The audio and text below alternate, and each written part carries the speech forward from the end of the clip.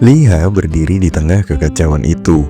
Matanya masih terpaku pada tubuh Peter yang terkapar. Atau seharusnya begitu. Tapi entah bagaimana badut gila itu masih hidup. Liha nggak bisa memahami apa yang sebenarnya terjadi.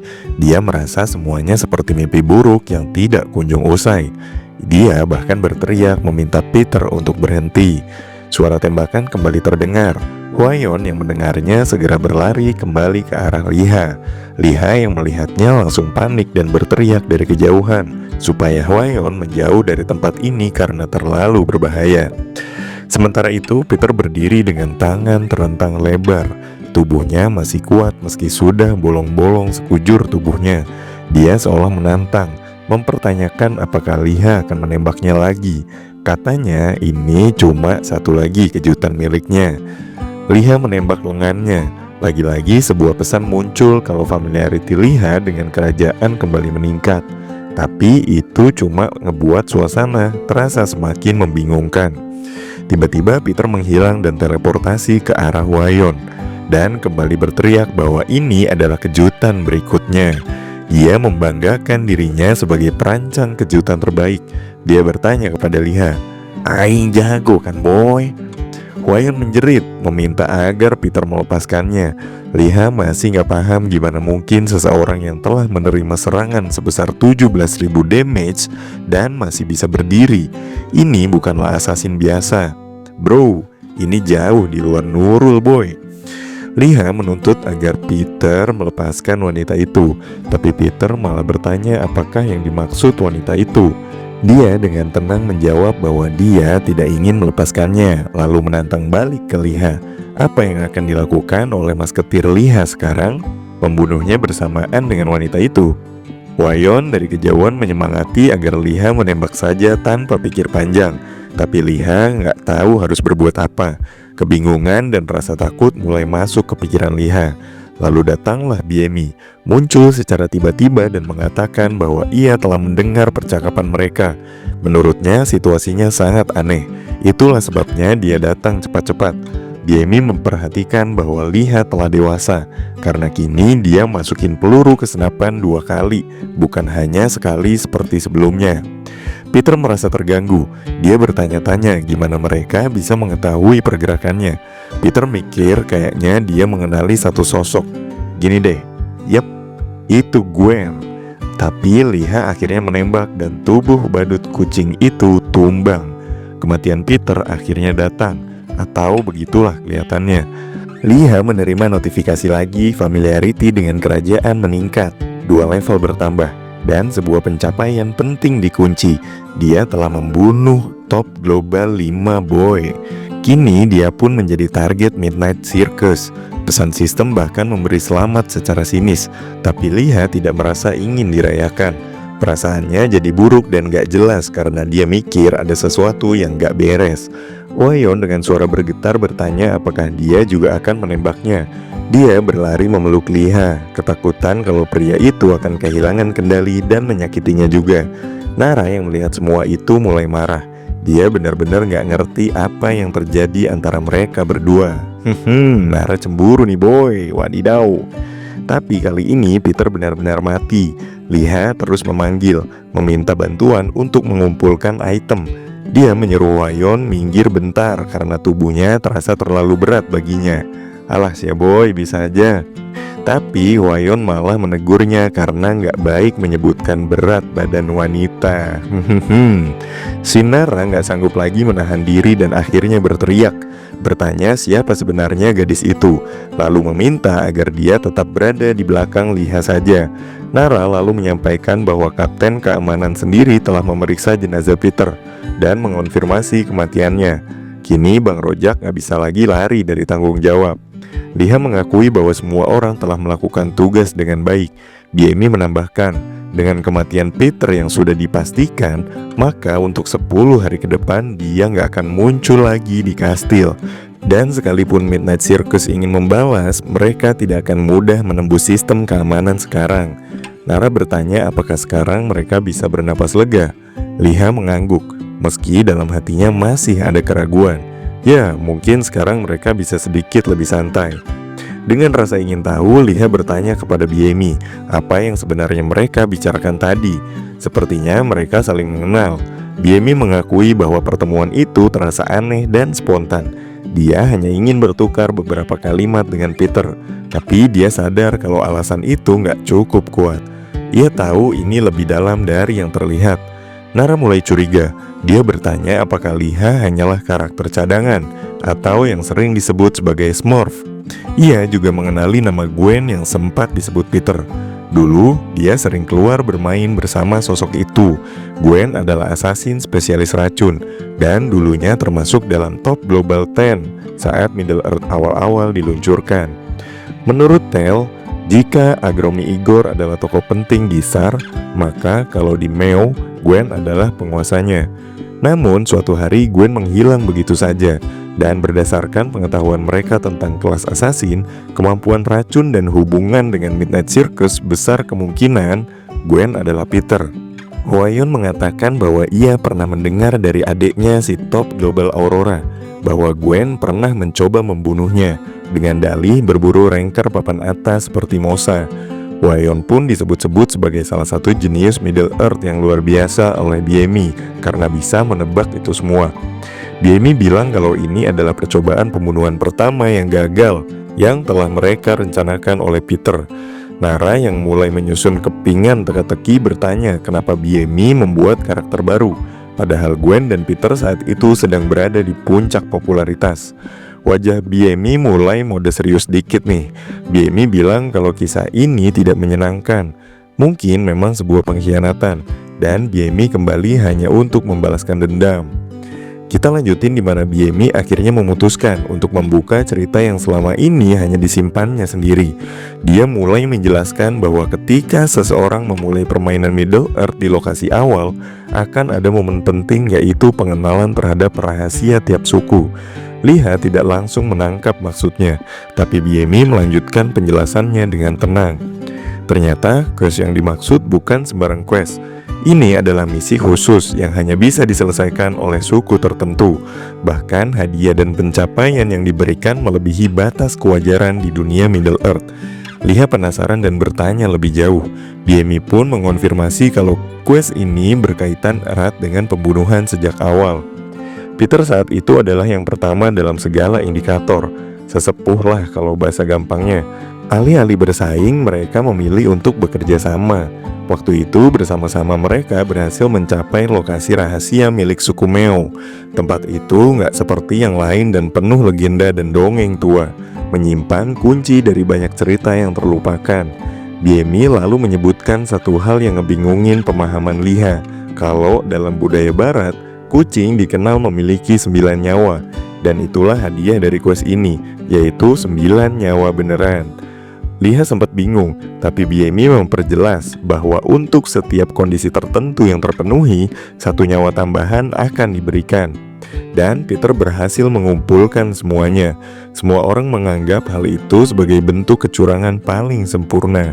Liha menimpali bahwa untuk membunuhnya mereka hanya perlu melakukannya beberapa kali. Tapi jika ia terus hidup kembali, bahkan kehilangan tangan dan kaki pun gak akan menghentikannya. Liha mengingat betapa kuatnya serangan Peter, tapi anehnya Peter tidak membalas. Biemi mengungkapkan bahwa semua kemampuan Peter telah disegel. Ingat gak di part sebelumnya yang Biemi nembak racun? Nah itulah sebabnya dia tampak tak berdaya saat berhadapan dengan Liha. Saat itulah Liha menyadari kebangkitan Peter memang mengerikan, tapi menaklukkannya sebenarnya nggak terlalu sulit jika persiapannya tepat. Liha mengingat kembali tempat rahasia milik Meo. Di sana ada banyak item peringkat legendaris, sesuatu yang bahkan nyaris nggak dikenal di Middle Earth. Namun untuk mendapatkan barang-barang itu, satu hal harus dilakukan. Yap, betul, pengkhianatan. Dalam dunia para assassin, teman bukanlah prioritas, maka harus ada yang dikorbankan, yaitu seseorang yang paling dekat. Biemi menambahkan bahwa dalam quest ini pun seseorang dikhianati dan kehilangan karakternya secara permanen. Liha hampir nggak percaya. Dia nggak nyangka hal seperti itu bisa benar-benar terjadi dalam Middle Earth. Tapi Biemi menegaskan bahwa semua aturan tertulis dengan jelas sebelum quest dikonfirmasi. Nggak ada pilihan selain menerimanya. Saat memikirkannya sekarang, BMI mengaku bahwa apa yang mereka lakukan lebih terasa seperti kekalahan, bukan pengkhianatan. Tapi si BMI nggak mau kalah lagi sekarang. Dia bertarung sekuat tenaga. Kini Peter dan semua yang terhubung dengan quest itu harus diakhiri. Liha lalu bertanya kepada BMI apakah dia juga mendapatkan achievement baru. BMI bertanya balik, apakah Liha berpura-pura nggak tahu? Yang ia maksud adalah Take Midnight Circus. Liha mengaku bahwa ia mendapatkannya. Yang lain pun membenarkan. Nara penasaran kenapa BMI bertanya tiba-tiba. BMI menjelaskan bahwa alasan ia ikut dalam quest ini adalah karena dengan memiliki tag itu, maka anggota Midnight Circus akan datang sendiri kepadanya, dan dia siap menumpas siapapun yang datang. BMI sendiri hanya menerima quest itu sebagai jaga-jaga, tapi dia mengaku sangat beruntung. Liha kini mulai sadar bahwa sistem permainan ini punya kuasa besar untuk mengambil hak pemain. Middle Earth bukan sekedar permainan, tapi bisa jadi adalah mimpi buruk yang berjalan di atas kenyataan. Menjelang pagi di atas atap kastil, Liha memutuskan untuk berjaga. Dia nggak pernah membayangkan bahwa sahabatnya sendiri mampu menetralisir kemampuan si badut pembunuh. Tanpa BMI, mereka nggak akan pernah menangkap Peter. Jika saja ia sempat terkena racun BMI dengan kemampuannya yang bisa bikin skill tersegel, dia nggak akan bisa melihat penanda di kegelapan total. Karena itulah Liha perlu menciptakan item yang sebenarnya belum ada di game, tapi realistis untuk eksis di dunia Middle Earth. Liha mau bikin infrared scope boy.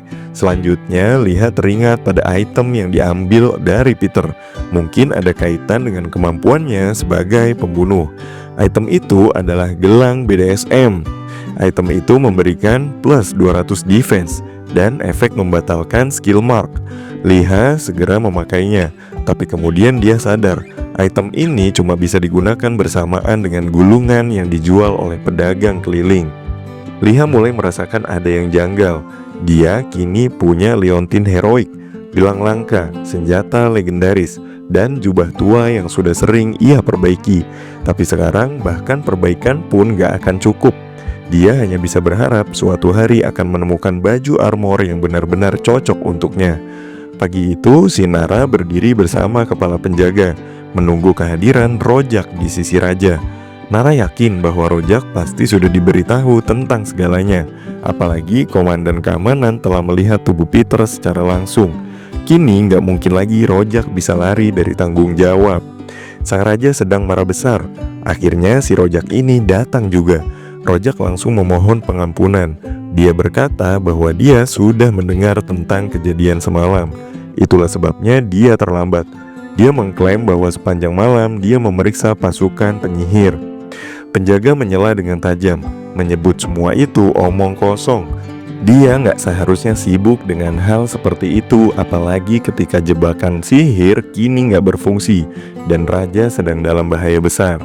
Tapi si Rojak tetap bersikuku bahwa maksudnya sama. Dia menjelaskan bahwa selain dirinya ada beberapa orang lain yang bisa mengendalikan jebakan sihir.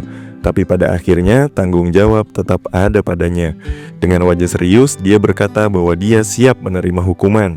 Tapi sebelum itu dia meminta izin untuk menjelaskan situasinya secara menyeluruh. Raja menyuruhnya berbicara.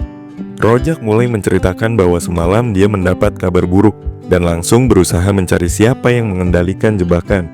Dia memanfaatkan roh-roh untuk melacak pelakunya. Ternyata anggota REC dari Serikat Penyihir menyerangnya dan menginterogasi semalaman. Pada akhirnya mereka berhasil mendapatkan pengakuan. Raja lalu bertanya apa yang diakui oleh pria itu. Rojak menjelaskan bahwa orang itu awalnya enggan bicara, tapi akhirnya dia mengaku bahwa dirinya adalah mata-mata dari kerajaan Minit. Ruangan mendadak mencekam, semua terdiam, sulit memproses informasi sebesar itu. Bahkan Nara mulai gugup. Raja bertanya dengan suara berat, bertanya tentang kebenaran situasi ini. Rojak mengangguk, wajahnya tetap tenang, tapi ada senyuman ganjil terselip di sudut bibirnya. Ia lalu berkata dengan lantang bahwa rencana pembunuhan ini telah dipersiapkan selama 7 tahun atas perintah langsung dari penguasa Minit. Nara tak bisa mempercayai apa yang baru saja ia dengar. Bagaimana mungkin kerajaan yang sedang bertarung dengan Fibil demi supremasi di benua ini kini disebut sebagai dalang dari semua kekacauan? Dalam benaknya, ia sadar dalam situasi seperti ini tanggung jawab akan dilemparkan ke Minute, seolah mereka adalah sumber semua masalah.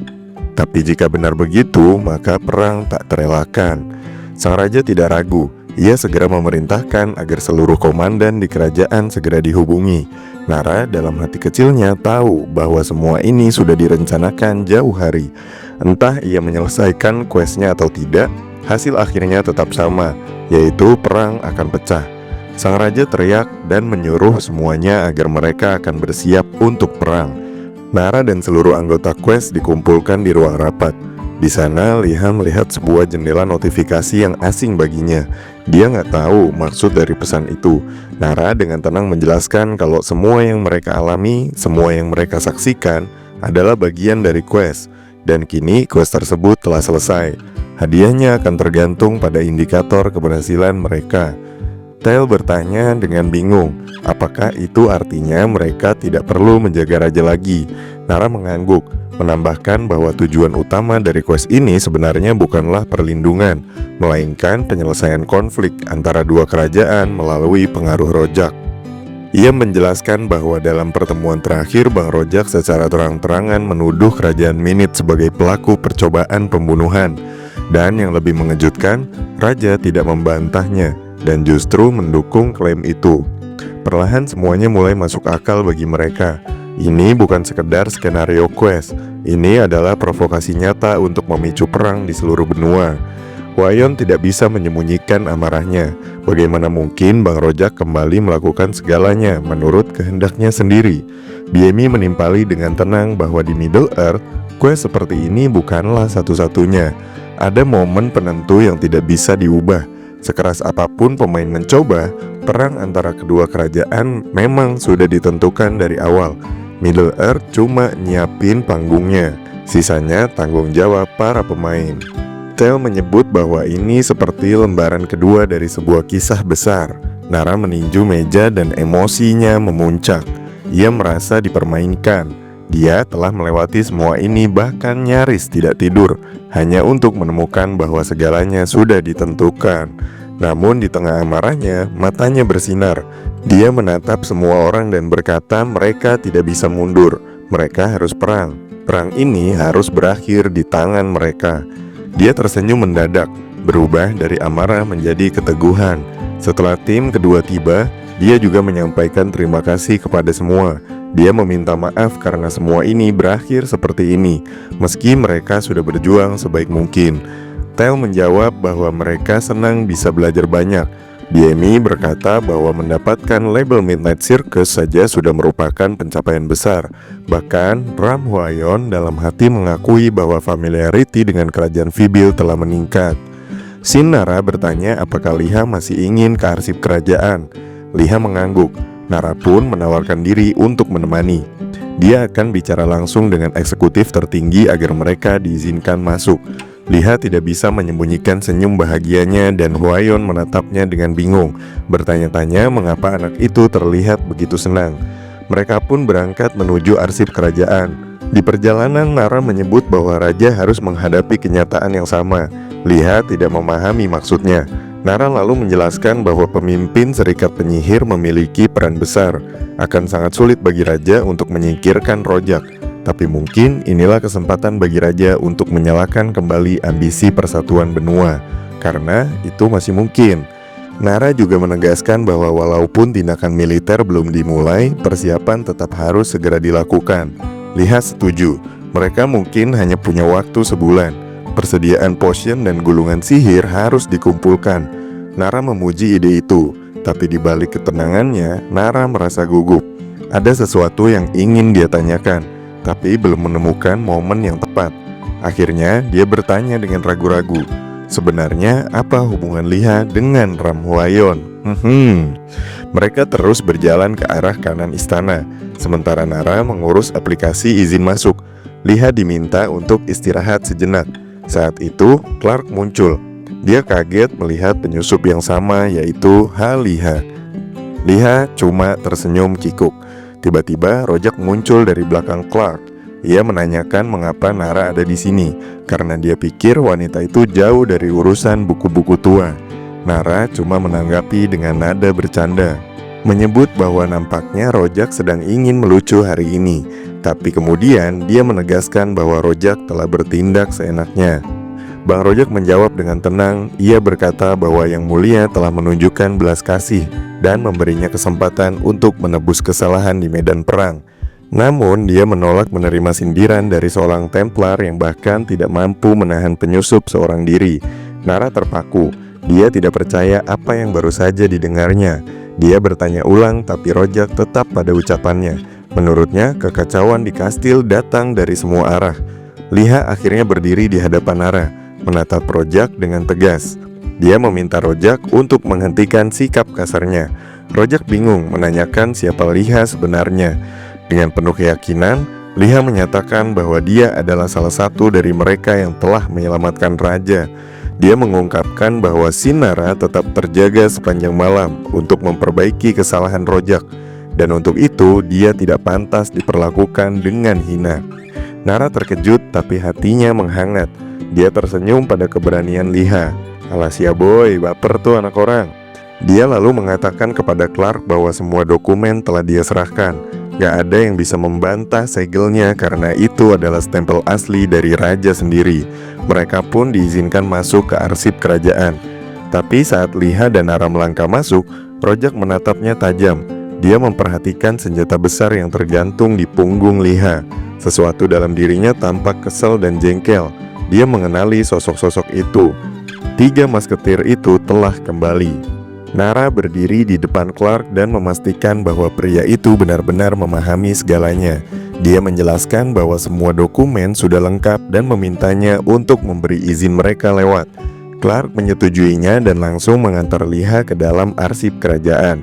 Sebelum berpisah, Nara mengatakan bahwa dia harus pergi, tapi berharap Liha bisa menemukan apa yang dia cari.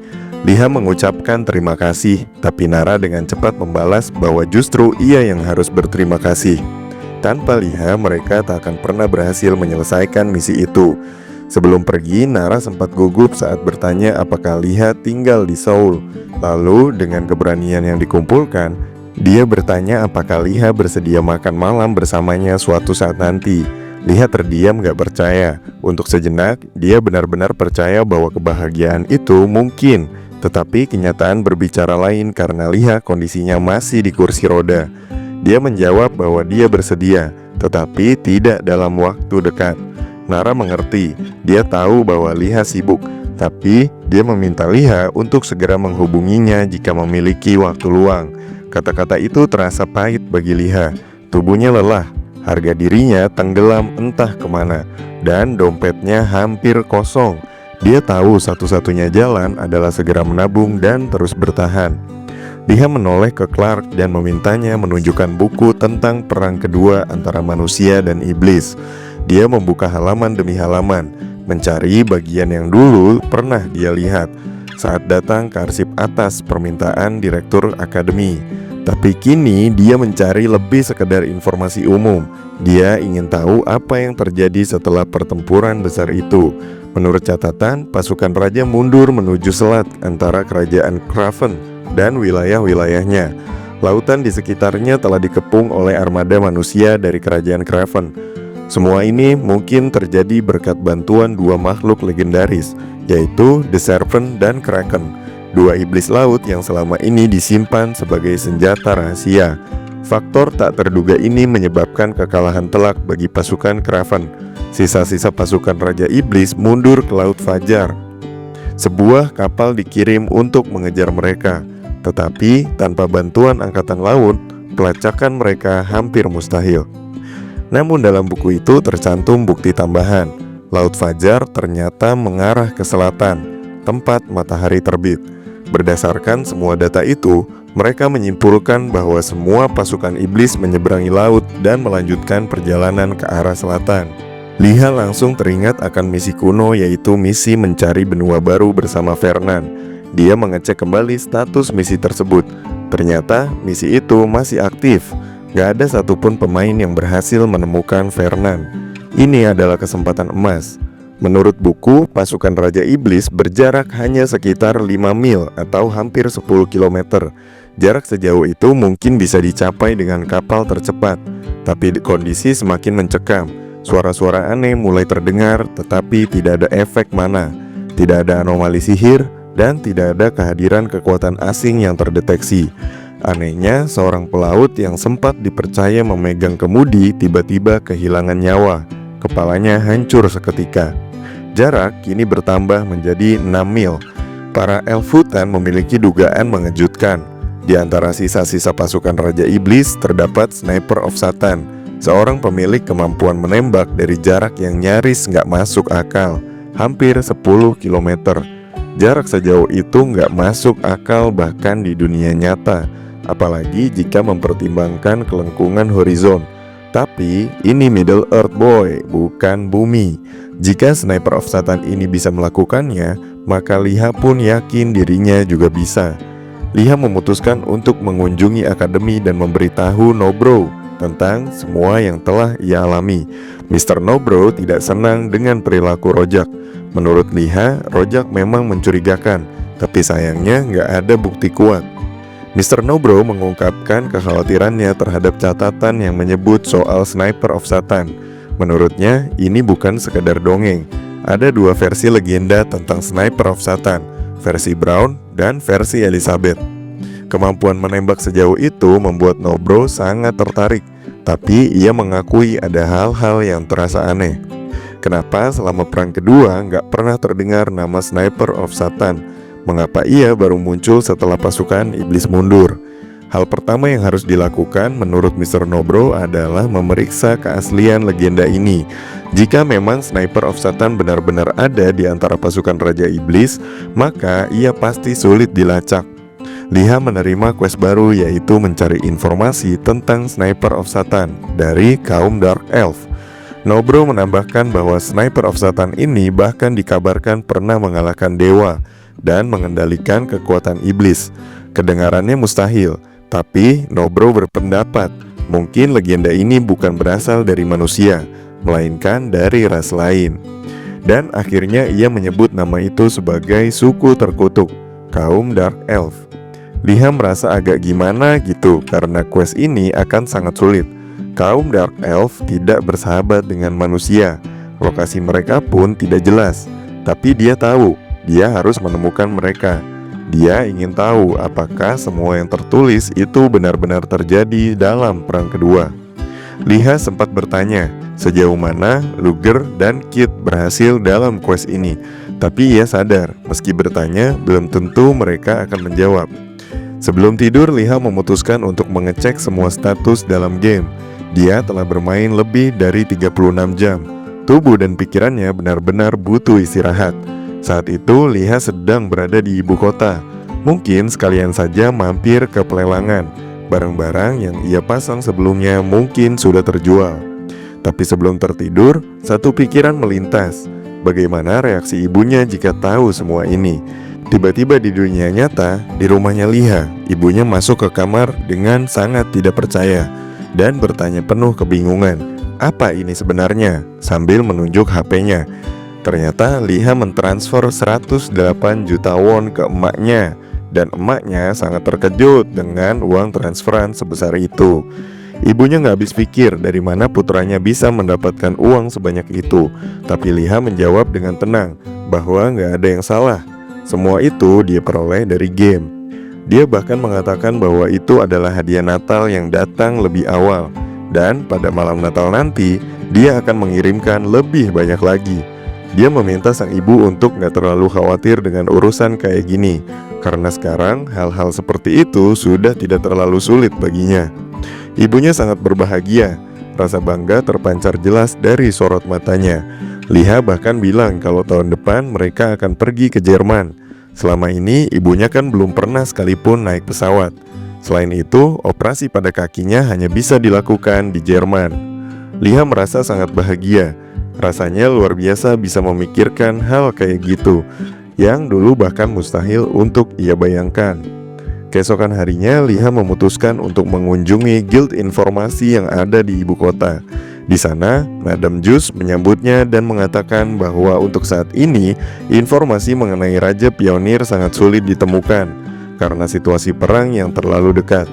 Sebagai gantinya, ia menawarkan informasi tentang para Dark Elf. Dari penjelasan Nyonya Jus, Liha mengetahui bahwa sebagian dari benua Chan ternyata merupakan tanah baru yang ditemukan cukup lama. Dulunya adalah tanah tandus. Setelah raja menemukannya, sistem NPC mulai membangun permukiman kecil di sana. Tanah itu tidak berada di bawah kekuasaan kerajaan manapun. Orang-orang tinggal di sana secara tidak resmi, tanpa perlindungan atau pengakuan resmi. Nyonya Jus memperingatkan Liha bahwa sekalipun ia menemukan para Dark Elf di sana, jangan pernah berharap bisa masuk ke permukiman mereka. Tapi Liha tahu, jika itu sudah dikatakan, maka tugasnya sudah jelas dan mulai bekerja sekarang juga. Dia memperkirakan bahwa 100 peluru akan cukup, tapi kini dia sudah menggunakan 40. Dia nggak yakin sisa 60 peluru bisa menembus sarang para elf. Dia sempat mikir mungkin mereka sudah melewatkannya. Liha langsung cus kabur ke tempat dwarf untuk bikin peluru lagi. Liha membuka gerbang dengan kakinya dan menyapa keras. Suaranya langsung dikenali. Para dwarf berteriak satu sama lain bahwa anak itu kembali, sementara yang lain berseru panik bahwa si iblis muncul lagi. Pemimpin para dwarf keluar dengan wajah kesal, bertanya kenapa Liha kembali. Tapi Liha menjawab bahwa tentu saja dia kembali untuk memesan peluru senapan. Dia meletakkan sebatang kuningan sempurna di atas meja dan bertanya, apakah biayanya masih sama seperti terakhir. Tapi kali ini dia punya satu permintaan tambahan. Permintaan itu membuat para dwarf seketika tegang. Liha ingin memesan scope kali 16 yang kaya di PUBG dan juga night vision untuk AWP miliknya. Para dwarf tampak bingung. Mereka nggak memahami apa yang dimaksud Liha. Maka Liha mulai menjelaskan dengan sabar kepada pemimpin mereka tentang bagaimana alat itu akan bekerja. Malam telah tiba dan dwarf itu akhirnya mulai memahami maksudnya. Pemimpin dwarf bertanya apakah yang dimaksud adalah alat yang memungkinkan seseorang menghitung target dengan akurat, meskipun dari jarak yang sangat jauh. Liha membenarkan. Maka sang dwarf bertanya apakah Liha benar-benar ingin membidik lebih dari 1500 meter. Jika begitu, lensa biasa tidak akan cukup. Liha bertanya apakah mata elang atau mata burung pemangsa lainnya bisa digunakan. Tapi jawaban dwarf mengecewakan. Mata burung tidak akan cocok. Dia bahkan menyarankan agar Liha melupakan ide itu. Liha memegangi kepalanya. Dia benar-benar butuh skop itu. Tapi dwarf itu menambahkan, mungkin bisa jika ada monster dengan mata yang sangat besar. Maka Liha mendapatkan ide brilian. Dia tersenyum penuh kelicikan dan menyebut nama monster itu, Quikiro, si Cyclops. Dwarf tertawa terbahak-bahak. Dia mengatakan bahwa meskipun Liha sangat berbakat, gak mungkin dia bisa menghadapi Cyclops sendiri. Monster itu adalah penjaga jahat, penguasa seluruh pegunungan. Dwarf itu bertanya apakah Liha benar-benar ingin mengambil bola matanya. Liha tidak menjawab, tapi dia mengeluarkan sebuah lensa kristal raksasa dari dalam tasnya dan meletakkannya di atas meja. Dwarf itu terdiam. Liha berkata bahwa itu adalah mata kristal Cyclops. Ukurannya cukup besar dan sangat cocok untuk digunakan. Dia bahkan menawarkan untuk mencari lebih banyak jika diperlukan. Lalu dia bertanya berapa biaya semua ini, dan langsung mengaktifkan kemampuan menawar miliknya, dan langsung meningkatkan kemungkinan meyakinkan lawan bicara sebesar 38%. Setelah menyepakati harga, dia meninggalkan pekerjaan itu kepada para dwarf dan menawarkan untuk menutup gerbang sendiri. Sambil menunggu pesanan, Liha pergi berburu babi liar. Dia mengharapkan sesuatu yang lebih menantang, tapi yang muncul cuma 2 monster batu. Dia gagal menembak keduanya. Dia lalu mengingat bagaimana Luger pernah berhasil menembak sasaran dari jarak sejauh itu dan menembusnya. Tapi meskipun gagal, Liha tetap merasa puas dengan kekuatan serangannya sendiri. Nggak sempurna, tapi terus meningkat. Liha mengaktifkan skill penglihatan yang baru saja ia dapatkan, lalu memutuskan untuk menaikkan statistik pribadinya. Dia menyiapkan AWP kesayangannya, karena dari kejauhan, dia melihat sesuatu yang tidak biasa. Ada 4 pohon yang tampak biasa, tapi entah mengapa, mengalir energi mana dari masing-masing batangnya. Selain itu, ada siluet aneh yang tersembunyi di balik bayangan. Dia segera menembak. Bang! Tembakan itu tepat sasaran. Liha berteriak memerintahkan para aktor murahan itu untuk keluar dari persembunyian. Dari balik pepohonan muncul asasin badut. Mereka adalah bagian dari Midnight Circus. Liha mulai menembaki mereka satu persatu. Mereka memakai trik sihir hitam dan bergerak cepat. Tapi Liha sudah mempelajari gaya mereka sejak lama. Salah satu dari mereka mencoba menyerang dari belakang dengan pisau. Tapi seperti yang sudah dikatakan Biemi, Liha telah siap. Dia tahu arah serangan. Kebiasaannya untuk selalu mengisi senjata terbukti menyelamatkan nyawanya. Dia juga bersyukur telah mendengarkan Biemi ketika menjelaskan tentang kemampuan para asasin itu. Sejak eksekusi Peter di istana, Liha mulai mengawasi aktivitas Midnight Circus lebih serius. Dan kejadian seperti ini adalah bukti bahwa ancaman mereka nggak pernah benar-benar hilang. Liha mendekati markas Sian Pionir yang hanya berjarak beberapa jam. Dia memutuskan untuk mengintai lebih dulu dari luar kota. Dengan kemampuan penglihatannya, dia menyisir setiap sudut desa. Dia berharap nggak akan menemukan Midnight Circus atau Guild Raja di sana. Dan sejauh ini belum ada yang mencurigakan. Tapi ada seseorang yang sedang duduk di cabang pohon. Siluet yang sekilas tampak seperti badut pengintai atau bahkan monster, tapi kemudian menghilang begitu saja, nggak ada jejak. Liha menyiapkan diri. Dia masih harus masuk kota untuk menyelesaikan quest. Ia memilih berhati-hati karena meski terpencil, kota ini ternyata cukup ramai. Banyak pemain yang tengah menjalankan misi dan mencari rekan perjalanan. Sayangnya, Liha merasa suasana desa ini cukup kasar. Ia mulai mengumpulkan informasi. Langkah pertamanya adalah masuk ke kafe, tempat NPC biasanya berkumpul. Tapi begitu masuk, dia bingung karena di sana penuh dengan sirkus badut lengkap. Sirkus itu diam seperti sedang menunggu seseorang. Dan Liha sadar target mereka adalah dirinya. Dia nggak mengerti mengapa tidak ada NPC yang menanggapi. Namun yang terjadi malah sebaliknya. Keributan di dalam malah menarik perhatian. Dan para penonton cuma menyoraki dan mendorong pertarungan. Atmosfernya aneh, bahkan sangat tidak masuk akal. Para badut mulai menyerang jarak dekat. Salah satunya berhasil mengenai kaki Liha dengan pisau. Kecepatannya turun drastis hingga 40% selama 5 menit. Dia sadar bahwa dia nggak bisa menghadapi ini sendirian. Dalam keadaan terdesak, dia mensummon Kuma dengan skill Souling. Penonton heboh dah tuh. Bahkan salah satu badut menyindir bahwa kini sirkus mereka punya binatang baru.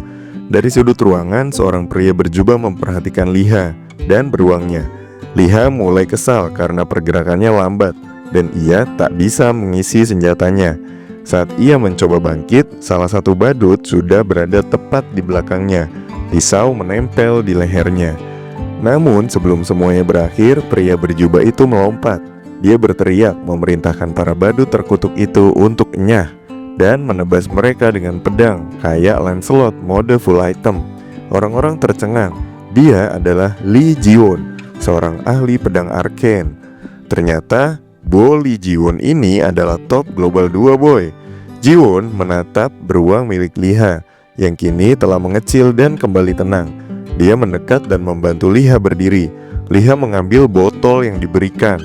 Ternyata ramuan rank E yang dibuat dari air suci langka.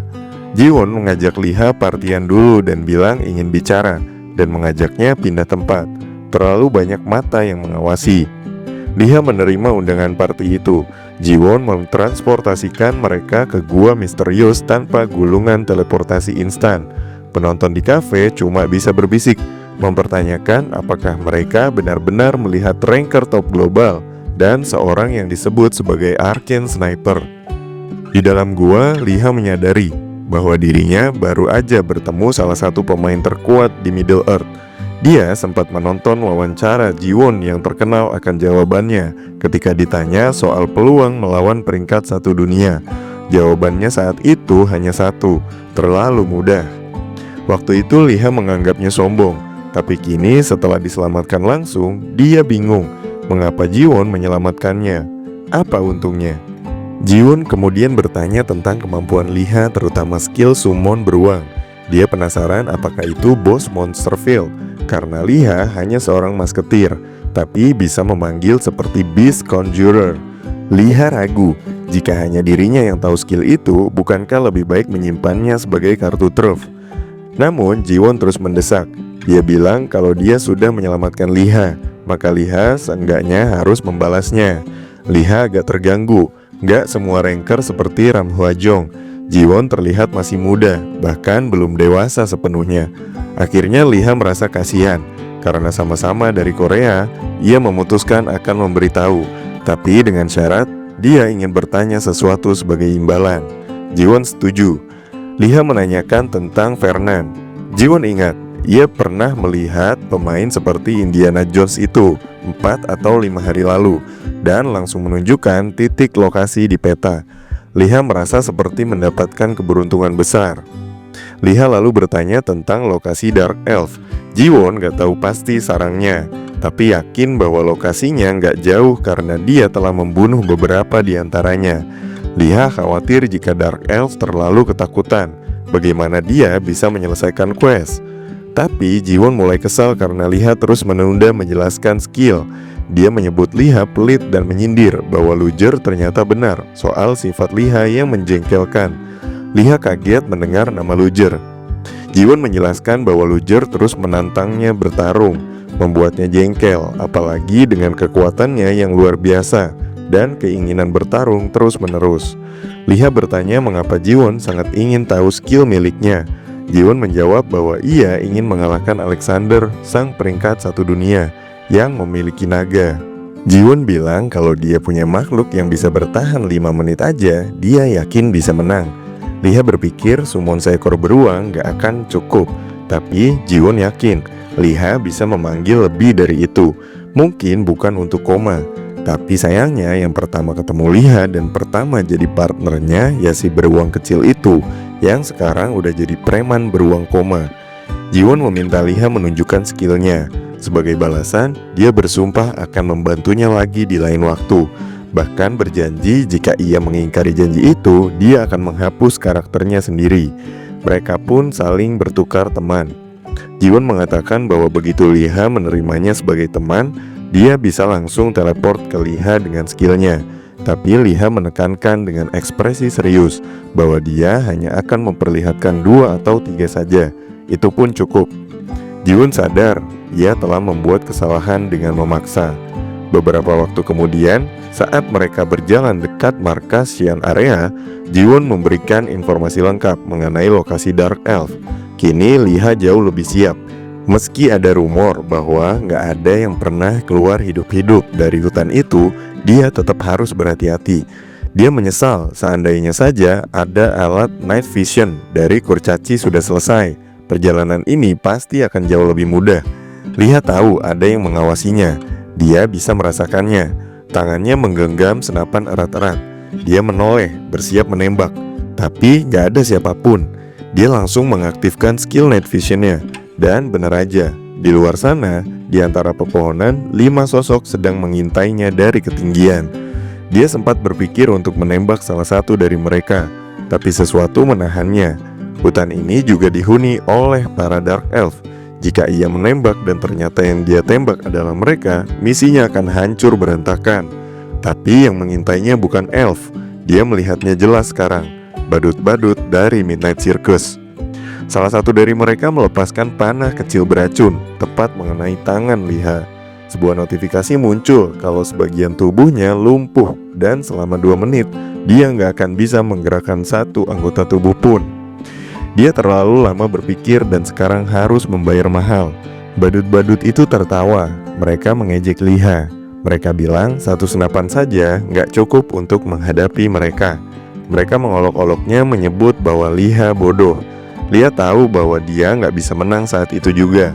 Dia berteriak menantang mereka, lalu kabur, berharap bisa memancing mereka keluar dari hutan. Para badut meneriakkan perintah untuk menangkap Liha. Mereka bilang, jika Liha tertangkap, maka dia yang akan memimpin pertunjukan. Liha sempat berpikir untuk menggunakan gulungan sihir, tapi terlalu terlambat. Beberapa badut berbelok dan itu merupakan manuver pengalihan. Saat berlari, salah satu badut sudah hampir mengejarnya dengan pisau terhunus, tapi tiba-tiba terdengar tembakan. badut itu roboh. Kemudian satu persatu, badut yang mencoba membunuh Liha jatuh diterjang panah. Dari balik pepohonan muncul pasukan Dark Elf. Liha tahu dia sudah melakukan kesalahan besar. Dia nggak pernah berencana bertemu mereka kayak gini. Dengan penuh rasa syukur, dia menyapa dan berterima kasih. Dia bukan penyusup, katanya dalam hati. Untuk mencairkan suasana, dia mengeluarkan kotak makanan. Dia pernah dengar kalau Dark Elf menyukai daging. Makhluk-makhluk itu mendekat dan mulai memakan daging dengan lahap. Tapi tiba-tiba, seorang elf perempuan muncul dari balik semak. Dia menyuruh semuanya berhenti. Dia berkata bahwa sikap mereka terhadap tamu itu keliru. Tapi hadiah tetaplah hadiah, dan akan mereka terima dengan penuh rasa hormat. Terlebih lagi, pria yang mereka temui ini adalah pemilik kekuatan sang pahlawan. Lihat tertegun, apa maksudnya? Elf perempuan itu menjelaskan bahwa kekuatan pahlawan adalah kekuatan yang muncul dari kemarahan sebuah ras. Ketika keluarganya dalam bahaya, pahlawan itu menyatakan kehendaknya dan menjadi simbol perlawanan. Medali yang Liha miliki, atau lebih tepatnya Liha dapat drop setelah ngalahin Agromni Igor. Item itulah yang jadi bukti. Medali itu memberi hubungan dekat 100% dengan Dark Elf, tapi memangkas separuh kedekatan dengan elf hutan. Elf perempuan itu bernama Tatar. Dia berkata bahwa sejak pertama kali melihat Liha, dia tahu lelaki ini adalah orang yang mereka nantikan. Dia mengundangnya ke desa mereka. Liha menyetujuinya. Mereka tiba di desa Dark Elf, sebuah tempat dengan arsitektur yang aneh dan unik. Tatar membawanya ke sebuah pintu besar, lalu berbicara dengan tetua. Dia memperkenalkan Liha sebagai pemilik kekuatan sang pahlawan. Tetua membuka pintu dan menyuruh mereka masuk. Sambil nyebat, tetua menyambut dengan tenang. Dia menanyakan tujuan Liha. Suasana terasa sangat bersahabat, mungkin karena efek medali itu. Liha melepas sepatunya dan duduk di atas tikar. Dia menyampaikan bahwa dia datang untuk mencari tahu tentang legenda Arcane Sniper. Tatapan tetua menjadi dalam. Dia berkata bahwa topik itu sangat penting. Menurutnya, legenda itu erat kaitannya dengan dendam mereka pada elf hutan. Tapi catatan tentang Arcane Sniper telah hilang sejak 100 tahun lalu karena sudah dicuri. Tetua lalu mulai bercerita. Dulu, sebelum ada manusia, dewa dan iblis menciptakan berbagai ras. Mereka senang melihat ciptaan mereka. Tapi kedamaian itu gak bertahan lama, karena dua pencipta memiliki kehendak yang bertolak belakang. Untuk menyelesaikan perbedaan, mereka mengadakan pertandingan, yaitu siapa yang bisa menciptakan kekuatan penghancur paling hebat, dialah yang menang. Pertarungan ini berlangsung hingga ronde ke-6, saling unjuk kekuatan. Tapi pada ronde ke-7, iblis menggunakan trik licik. Dia berkata akan membunuh dirinya sendiri, karena peraturannya membebaskan siapapun menentukan target. Dewa nggak bisa menolak, maka iblis menusuk kepalanya sendiri dengan peluru ke-7 yang merupakan kekuatan terakhir, dan dewa kalah. Namun meski menang, iblis pun lenyap. Dewa kembali ke bumi, dan sejak saat itu, peluru ke-7 itu, ciptaan terakhir iblis, nggak pernah bisa dikalahkan. Dan menurut legenda, kekuatan ini kini dimiliki oleh Arcane Sniper. Tetua menyebutkan dalam perang antara manusia dan iblis, keberadaan Arcane Sniper adalah bagian dari rencana iblis. Iblis memisahkan sebagian dirinya dan menjadikan jiwa yang akan lahir kembali. Maka Raja Iblis adalah anak sekaligus perwujudan dari iblis sendiri. Liha mengajukan pertanyaan penting kepada tetua. Siapakah Arcane Sniper bagi Dark Elf? Jawaban tetua mengejutkan. Arcane Sniper adalah penyelamat mereka. Dahulu kala, elf hutan menindas Dark Elf, menyebarkan fitnah bahwa mereka dikutuk iblis. Padahal Dark Elf hanya menyukai daging dan memiliki kulit gelap. Ketika suku mereka hampir punah, Arcane Sniper datang dan menyelamatkan mereka. Namun ketika Liha mau nanya apakah Arcane Sniper pertama merupakan Dark Elf, Pak Tetua itu bilang kalau dia bukan Dark Elf, dia adalah manusia. Itu terjadi pada zaman kakek buyut tetua, jauh sebelum perang besar antara manusia dan iblis. Sejak saat itu, legenda tentang Arcane Sniper diwariskan dari generasi ke generasi. Tapi semua catatan tertulis tentangnya telah dicuri oleh Castor, seorang Dark Elf yang aneh dan sangat serakah. Castor diyakini bersembunyi di tempat terpencil, gak seorang pun tahu pasti. Tetua lalu memberi Liha sebuah kristal pelacak. Dia bilang benda itu bisa membantu melacak jejak Castor. Meskipun suku mereka gak mahir menggunakan mana, Castor adalah pengecualian. Sejak kecil, dia bisa menciptakan benda-benda ajaib yang gak masuk akal. Maka tetua meminta satu hal, yaitu kembalikan catatan tentang Arcane Sniper. Dan mereka gak akan pernah melupakan kebaikan Liha. Liha menerima misi baru, yaitu mencari catatan yang hilang. Sebelum memulai, Liha memutuskan untuk mampir ke bengkel para dwarf. Dia mengetuk gerbang. Dari dalam terdengar teriakan. Dwarf tua itu langsung mengenali ketukannya. Dia berteriak menyuruh Liha pergi. Liha bingung, tapi setelah ia menyebutkan bahwa ia membawa uang, gerbang terbuka sedikit.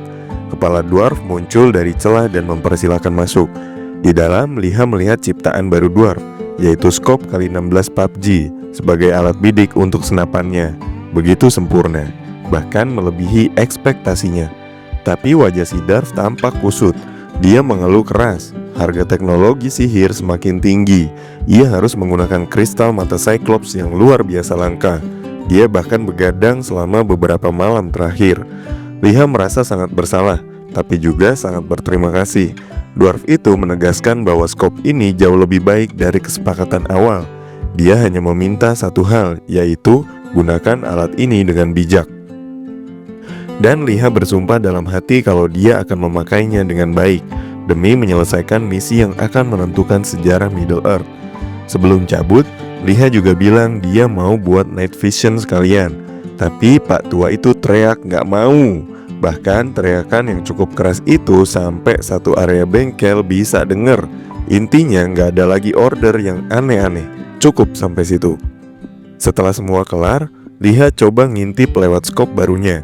Ada sosok kelihatan dari kejauhan. Perkiraannya itu sekitar 600-650 meter jaraknya. Saat perbesaran dimaksimalkan, batu dengan tanda peringatan longsor bisa kelihatan jelas. Zoomnya bisa sampai 30 kali. Bahkan Liha sempat mikir kalau bisa aja lihat permukaan bulan dari sini. Tapi kesenangannya itu sebentar aja. Tiba-tiba muncul jendela biru, lagi-lagi ada gosip baru. Ternyata yang menghubungi itu si Jinggonggong.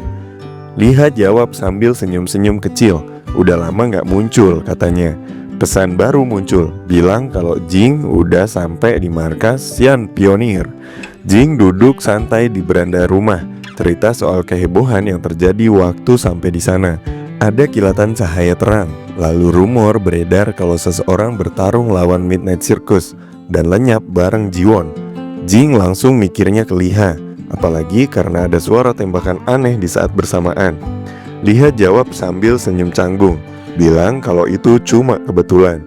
Tupai kecil yang ada di sekitar mereka tampak nyium-nyium, sibuk makan kacang.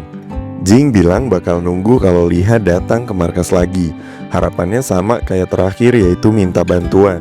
Liha yang masih santai jawab dengan gaya kalem dan bilang kalau dia tentu bakal bantu. Pandangan Liha beralih ke layar biru. Ada pertanyaan apakah itu artinya Liha juga butuh bantuan. Liha senyum jawab iya. Jari nunjuk ke langit bilang kalau butuh sayap. Mereka terbang di atas tanah. Liha sempat nyentuh permukaan bumi, lalu balik badan saat dengar namanya dipanggil. Jing senyum ramah. Liha garuk kepala, ditanya soal equipment yang makin beda. Armor Liha mengkilap. Dijelasin kalau itu didapat setelah selesaikan misi. AWP-nya juga makin tebel. Liha ngejelasin santai kalau itu cuma sedikit lebih kuat, tapi tetap dibungkus rapi di case. Liha nanya soal misi berikutnya. Jing buka peta, bilang kalau kali ini mereka harus berteman sama tumbuhan. Liha langsung ngerespon di layar biru dengan ekspresi bingung. Jing sebut kalau tanamannya adalah pemakan manusia. Pas terbang di atas punggung burung, Liha mikir kalau di sekitar markas emang gak ada caster. Bola sihir digenggam sambil menatap ke depan. Di kejauhan, sungai besar terbuka. Lihat ikan berenang di dalamnya. Liha bilang itu mirip Amazon. Jing setuju. Di atas pohon tinggi kelihatan ada semacam tonjolan aneh. Tapi pas dilihat lebih dekat, ternyata bunga raksasa yang punya mulut gigi tajam. Jijik, Tapi nggak bisa dipungkiri kalau ini jadi pusat perhatian. Jing bilang itu salah satu benih dari World Tree. Masalahnya bukan si bunga yang gede, tapi monster-monster yang jagain di sekelilingnya. Ada satu monster yang matanya merah terang, kena efek powder dari bunga yang bikin hipnotis. Monster itu bawa korban buat dikorbankan ke bunga, yang artinya mereka nangkep orang hidup-hidup buat dimakan. Liha langsung kebayang prosesnya, gak enak banget dibayangin. Apalagi waktu dengar tentang cairan asam dan tubuh yang larut perlahan. Baru tahu kenapa di Middle Earth ini salah satu cara mati paling horor. Tapi itu juga alasan kenapa Jing butuh bantuan Liha. Jing bilang saat dia lagi bangun koneksi sama tanaman, Liha harus lindungi dia dari monster-monster. Liha tanya apakah ada cara buat netralin hipnotis. Jing jawab kalau harus hancurin organ penyemprot serbuk yang ada di dalam mulut bunga. Bentuknya kayak corong kuning yang dikelilingi gigi tajam. Harus dicabut, sisanya gampang lah. Liha senyum lebar. AWP-nya diangkat lalu nanya ke Jing apakah bisa tetap terbang stabil di udara. Bayangan burung kelihatan di dedaunan. Jing jawab, gak sepenuhnya bisa. Liha kasih ancaman bercandaan, jangan sampai dijatuhin. Kalau sampai jatuh, bakal dikutuk. Jing agak terkejut lihat Liha mau nembak dari posisi segitu, berdiri di punggung burung. Liha tahu ini resiko tinggi. Bahkan Jing gak yakin bisa nembak dari jarak sejauh itu. Tapi Liha yakin. Skop diatur, perhitungan mulai jalan. Angin bertiup dari arah barat laut, jarak sekitar 280 meter. Angin makin kencang di atas, sekitar 13 meter per detik. Sistem nunjukin icon elang dan status tenang. Liha siap nembak banget sekarang. Sistem ngasih notifikasi kalau monster berhasil dikalahkan dengan serangan api. Liha dapat achievement baru yang nambah plus 13 agility dan tambahan 26% agility. Liha jadi yang pertama dapat title itu. Liha lihat layar biru sambil duduk di punggung burung. Jing nanya kenapa senyum-senyum. Liha jawab sambil santai, cuma setengah yakin bisa kena tadi. Tapi nyatanya sukses boy. Bunga itu mulai membuka mulut. Tandanya target kena. Pesan masuk dan Liha masuk ke daftar Hall of Fame. Satu-satunya orang yang berhasil nembak sambil duduk di punggung Druid. Jing langsung bilang kalau sekarang mereka harus turun dan nyelesain sisanya. Akhirnya mereka berdua berdiri di atas daun raksasa, tepat di dekat tanaman pemakan manusia itu. Misi baru, tantangan baru. Tapi dengan senyum di wajah masing-masing, mereka siap ngelanjutin semuanya. Selesai sudah satu tugas berat, dan Jing terlihat cukup puas. Tatapannya hangat ke arah Liha, kayak pengen bilang, kerja bagus. Tapi Liha langsung nimpalin, nanya apakah untungnya kalau tugasnya bisa selesai secepat itu. Jawaban dari Jing mengiyakan dan sebagai bentuk ucapan terima kasih, Jing ngasih satu benda kecil. Raut wajah Liha langsung penasaran. Dari luar sih bentuknya kayak biji peler warna hijau, tapi tiba-tiba notifikasi muncul di sampingnya. Ngasih penjelasan kalau itu adalah benih langka dari pohon dunia yang tercemar. Efeknya bisa ngendaliin monster selama 6 jam. Lumayan gila sih. Liha ngeliat Jing dengan ekspresi bingung. Gak nyangka bisa dapat item seunik itu. Apalagi tingkatnya gak main-main. Dengan tangan terlipat, Liha bilang sayangnya item itu cuma bisa dipakai dalam waktu terbatas. Tapi tetap aja, dengan item itu bahkan monster level tinggi bisa dijinakan. Liha nyengir dan langsung nyeletuk minta beberapa biji peler itu lagi. Tapi Jing cuma jawab santai, bilang itu semua yang dia bisa kasih. Sisanya masih dibutuhin sendiri. Liha angkat tangan sambil ketawa kecil, bilang cuma bercanda. Tapi yang jelas tugas dia udah kelar. Sekarang giliran minta bantuan balik. Jing ngangguk, bilang kalau yang dicarinya sekarang udah beres. Jadi tugas gantian buat bantuin. Liha pegang bola sihir di tangan. Ngelihat sekeliling, gak ada tanda-tanda sihir atau caster, baik di udara maupun di tanah. Artinya gak ada caster di area itu. Di kepala, bayangan tentang seseorang dengan ransel muncul. Liha mikir harus cari player dan bukan NPC. Di depan Druid, Liha nyebutin nama Fernand. Dari atas kelihatan sungai gede. Perjalanan berlanjut. Mereka terbang melintasi gurun. Jing ngeliat ke bawah dan bilang kalau pemandangannya parah banget. Dia masih gak yakin, nanya lagi apa benar Fernand ada di tempat seaneh ini.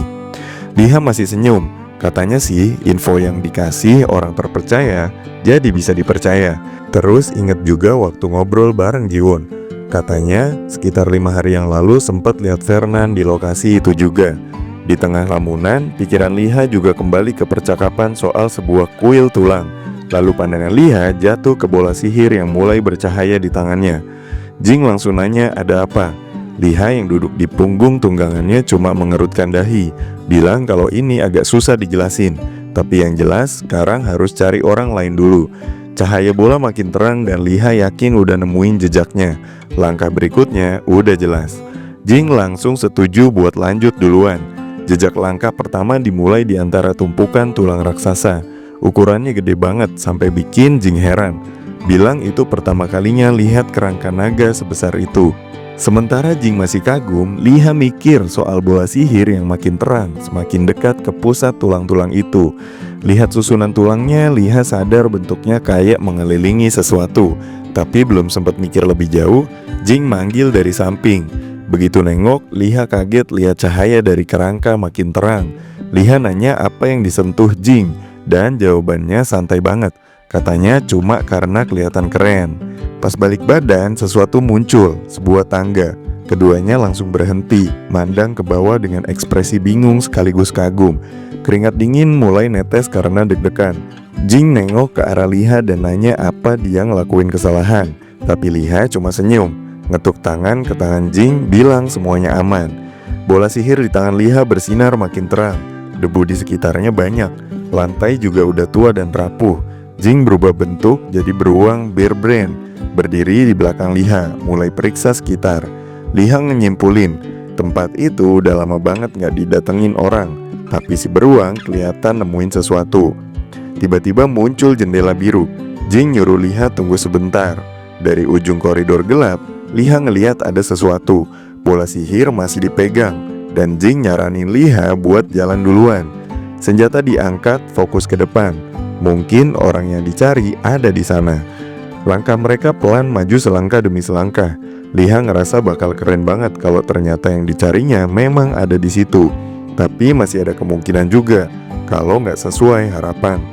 Pakai skop, Liha ngaktifin clairvoyance. Ada siluet samar kelihatan di ujung. Setelah yakin ada sesuatu, Liha langsung bilang ke Jing supaya siap-siap, karena belum jelas siapa dan apa yang bakal mereka hadapi. Satu langkah lagi diambil, senjata masih mengarah ke depan. Siluet makin jelas, dan Liha nyuruh sosok itu buat angkat tangan atau bakal ditembak.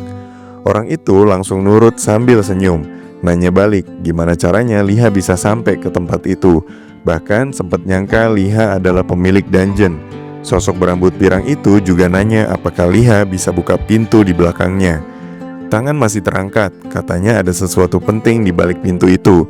Saat ditanya apakah dia player, sosok itu malah balik nanya apakah Liha pemilik dungeon. Lalu tiba-tiba sosok itu nanya apakah Liha kenal Jiwon dan apa datang buat ngebunuh dia. Begitu Liha nyebut nama Fernan, sosok itu kaget, kayak gak nyangka namanya bisa disebut di situ. Sambil pegang benda emas, dia nyoba buka pintu, tapi kuncinya gak cocok. Heran sendiri, karena bahkan kuncinya pun gak bisa masuk. Liha mikir, Fernan kelihatan kayak pencuri, tapi Liha juga bilang kalau datang atas nama kerajaan Fibil buat nyari dia. Fernan langsung tunjuk Liha dan tanya, benda bercahaya itu apaan? Ternyata maksudnya bola sihir yang tadi. Liha jawab itu ada hubungannya sama tugasnya, tapi perhatian langsung teralihkan karena bentuk bola itu mirip banget sama lubang pintu. Setelah saling lihat, Liha masukin bola itu ke lubang. Tiba-tiba pintu kebuka. Semua yang ada di situ melongo. Pintu itu bawa mereka ke ruangan besar. Fernan langsung tertarik dengan isi ruangannya. Sistem ngasih pesan baru. Liha dapat pencapaian pembuka pertama laboratorium caster nomor 6. Bonusnya 32 poin karakteristik gratis. Lihat jendela pesan itu, Liha sadar kalau reaksi bola sihir tadi karena lab ini. Lalu terpikir, mungkin semua pencapaian di tempat ini bisa sebagus itu. Sementara Fernan yang lagi asik ngamatin sekitar, Liha mikir kira-kira berapa banyak pencapaian yang udah dikumpulin si Fernan. Katanya dia sendiri udah jelajahi lebih dari setengah wilayah nggak dikenal sendirian. Lalu Fernan nanya soal kelas Liha. Setelah ngelihat senjata di punggung Liha, Vernan bilang kalau tugas Liha pasti penting banget buat Middle Earth. Liha jawab dirinya seorang masketir. Vernan nanya apakah ada hubungannya sama Tri Masketir. Terus bilang dia pernah ada di laboratorium nomor 2 dan nemuin surat. Vernan sempat nginget ada seorang yang nanya apa dia ngambil sesuatu dari sana dan nyuruh balikin. Jing kemudian bilang nemuin sesuatu. Setelah ngambil kertas, muncul pertanyaan. Ini penting gak sih? Di atas kertas itu ada potongan kata soal kekuatan Dark Elf, manusia, tempat suci, pedang suci, dan beberapa langkah pencegahan. Liha mikir mungkin manusia dibutuhin buat bantu ngelawan sesuatu. Bayangan soal pedang muncul, lalu terpikir, kalau peluru diciptain iblis, mungkin pedang diciptain oleh dewa. Banyak pertanyaan muncul, apa artinya ngelawan iblis? Vernan cuma nyengir, bilang itu nggak terlalu penting. Lab sebelumnya juga kurang lebih sama aja. Vernan ngacungin jempol, bilang kalau ada banyak tempat menarik di timur. Menurutnya, benua barat udah mulai ngebosenin. Jing yang agak bingung nanya, timur tuh apaan? Vernan senyum, jawab kalau itu cuma nama yang dia bikin sendiri. Soalnya sekarang mereka lagi di benua barat. Liha senyum juga, nyambungin pembicaraan soal benua baru di seberang laut. Begitu peta muncul, Liha konfirmasi. Jadi yang dimaksud itu benua timur. Vernan kaget, nanya gimana Liha bisa tahu. Lalu dengar fakta kalau Liha dikirim langsung dari kerajaan Fibil buat misi khusus. Begitu dengar raja pengen nyewa dia, Vernan sampai buka mulut kaget. Lalu Liha nunjukin bayangan kapal layar putih, bilang kalau mereka butuh Vernan buat mimpin ekspedisi ke benua baru. Setelah mikir cukup lama, Liha akhirnya ngajak Vernan buat ikut bareng ke benua baru. Tapi Vernan cuma ngelirik sebentar, terus bilang pengen ikut sih, tapi belum waktunya aja sekarang. Sambil nyodorin tangan ke Liha, Vernan cerita kalau dulu dia udah pernah ikut ekspedisi bareng NPC, tapi hasilnya zonk. Sihir gak mempan, senjata pun gak ada efeknya. Waktu itu musuhnya gede banget, monster laut, kata para NPC. Liha sampai bengong pas denger itu. Kalau pasukan mereka aja gagal, gimana nasib user biasa? Liha cuma mandangin Vernan, heran. Katanya udah pakai senjata api, tapi tetap gak mempan. Jadi sebenarnya makhluk macam apa yang hidup di laut? Belum kelar mikir, tiba-tiba ada sistem ngasih notifikasi kalau ada penjaga muncul di lab. Mereka harus cepat-cepat keluar sebelum pintunya ditutup. Jing dan Liha langsung saling pandang. Udah jelas rasa takut mulai naik. Liha lihat ke samping dan yakin banget kalau tempat itu bukan buat mereka. Vernan langsung nyuruh mereka lari ke pintu keluar. Katanya kalau nggak mau mati konyol di situ, mending kabur sekarang juga. Pas akhirnya berhasil keluar, pasir langsung naik tinggi dan sepatu merah yang berdiri di atas pasir itu jadi pertanda mereka nyaris aja gagal. Napas ketiga orang itu udah ngos-ngosan. Liha kelihatan lega, seenggaknya mereka selamat. Tapi pas Liha lagi ngelap keringat, tiba-tiba tulang naga muncul di langit. Vernan langsung ngeliat lewat kaca pembesar dan nebak kalau levelnya 220. Titik lemahnya ada di dada, dan dia adalah Bone Drake. Vernan buru-buru nyuruh mereka kabur, soalnya bertiga gak bakal sanggup ngelawan. Tapi Liha malah ngambil senapan dan narik pelatuk. Terus ngomong ke Liha kalau dia bakal ngancurin naga itu. Sambil senyum, Liha juga nawarin buat berangkat bareng ke benua baru hari ini. Naga buka mulut lebar-lebar, langsung ngegas ke arah mereka. Tapi sebelum sempat nyerang, satu tembakan dilepas. Pelurunya nembus tengkorak naga itu. Tulang-tulangnya langsung jatuh berantakan. Sistem ngumumin kalau level naik. Vernan sampai melongo. Wow, sugoi, one shot, one kill. Nggak nyangka bisa dihabisin cuma sekali tembak. Jing dan Liha saling ngulurin tangan. Liha nyeletuk. Naga itu jauh lebih kuat dari monster level 220 biasa, tapi tetap aja bisa tumbang dalam satu hit. Vernan sampai mikir, bahkan Luger aja nggak akan bisa ngelakuin gituan. Tapi Liha ini siapa sebenarnya? Sistem munculin tulisan kalau Liha dapat poin instant kill plus 6 strength dan 10 dexterity. Terus langsung dapat notifikasi lagi, katanya dia jadi orang kedua yang dapat achievement itu. Nambah lagi 12 strength dan 20 dexterity. Liha cuma senyum sambil lihat jendela sistem. Hadiahnya dari ngalahin naga juga lumayan, meski dia ngeluh karena nggak ada item keren, cuma ukiran tulang doang. Liha sempat lihat ukiran itu dan ngerasa kayak pernah lihat simbol bintangnya di tempat lain. Pas nengok ke belakang, lihat Fernan, dia tanya gimana bisa tahu titik lemahnya. Fernan bilang itu dari omongan dia sendiri sebelumnya. Liha ngangguk sambil garuk-garuk kepala, bilang dia sengaja nutupin info itu karena Liha nyuruh, biar kelihatan keren sebagai pasangan ideal. Liha sempat diem, terus Fernan akhirnya ngulurin tangan minta maaf karena sempat kasar dan memperkenalkan ulang dirinya secara benar dengan menyebut full name-nya, yaitu Fernan Margilas. Tapi katanya mending panggil Fernan aja. Mereka salaman dan Fernan ngasih tahu kalau dia berterima kasih karena udah mencarinya dari kerajaan Fibil, dan makasih karena udah nerima dia. 3 siluet terlihat di tengah gurun. Fernan bilang dia seneng bisa ikut ekspedisi. Sistem ngumumin misi Tanah Baru di Laut Fajar selesai. Nilai kerajaan Fibil naik 50 poin. Jing melambaikan tangan, bilang dia pamit duluan, tapi suruh ngabarin kalau benua baru udah kebuka. Liha ngeliatin temennya itu, ngerasa Jing emang gak punya ambisi. Tapi dia juga bilang dia sendiri sebenarnya gak terlalu tertarik buat ekspedisi ke benua baru. Sambil senyum, Liha ngajak Fernan buat jalan ke kastil kerajaan. Udah lama banget dia gak ke ibu kota. Pas ditanya, Fernan bilang dia warga negara Ezuan, bukan Fibil. Liha heran soalnya Ezuan itu negara kecil, tapi Fernan malah jawab kalau dia suka negara kecil. Ada aja hal menarik di sana. Liha jadi mikir soal orang-orang aneh di sekitarnya.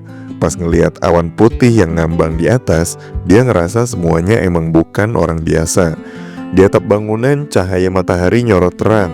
Tiba-tiba ada orang yang teriak nyuruh mereka fokus lindungin ibu kota aja, karena nggak ngerti apa-apa soal pertempuran. Pria itu ngepalin tangan, bilang ada celah sempit di sebuah lembah. Dari balik pintu, 2 orang temennya dengar suara yang familiar. Pas pintunya kebuka, ada cewek ngeliat ke samping. Nara langsung senyum pas ngeliat Liha. Langit-langit ruangan dipenuhi lengkungan emas. Nara nanya kenapa Liha di situ. Soalnya dulu udah dipesen buat ngabarin kalau dia ke ibu kota. Liha jawab santai aja, gak mau ngerepotin. Nara kaget, soalnya menurut dia gak ada yang repot-repot amat. Nara nutupin mulutnya pas lihat tanya mereka di situ ngapain dan siapa orang di sebelahnya. Pas lihat Fernan, Liha bilang dia juga baru ketemu. Dia itu si penemu. Fernan langsung senyum lebar ngenalin diri, tapi Nara malah nyeletuk manggil Fernan anjing, kayak ada kuping anjing nongol. Liha langsung negur, bilang itu kasar. Nara buru-buru minta maaf, bilang kelepasan ngomong. Penjaga di pintu nyamperin bilang mereka harus ikut ke dalam. Liha ngomong ke Fernan udah saatnya untuk ketemu raja.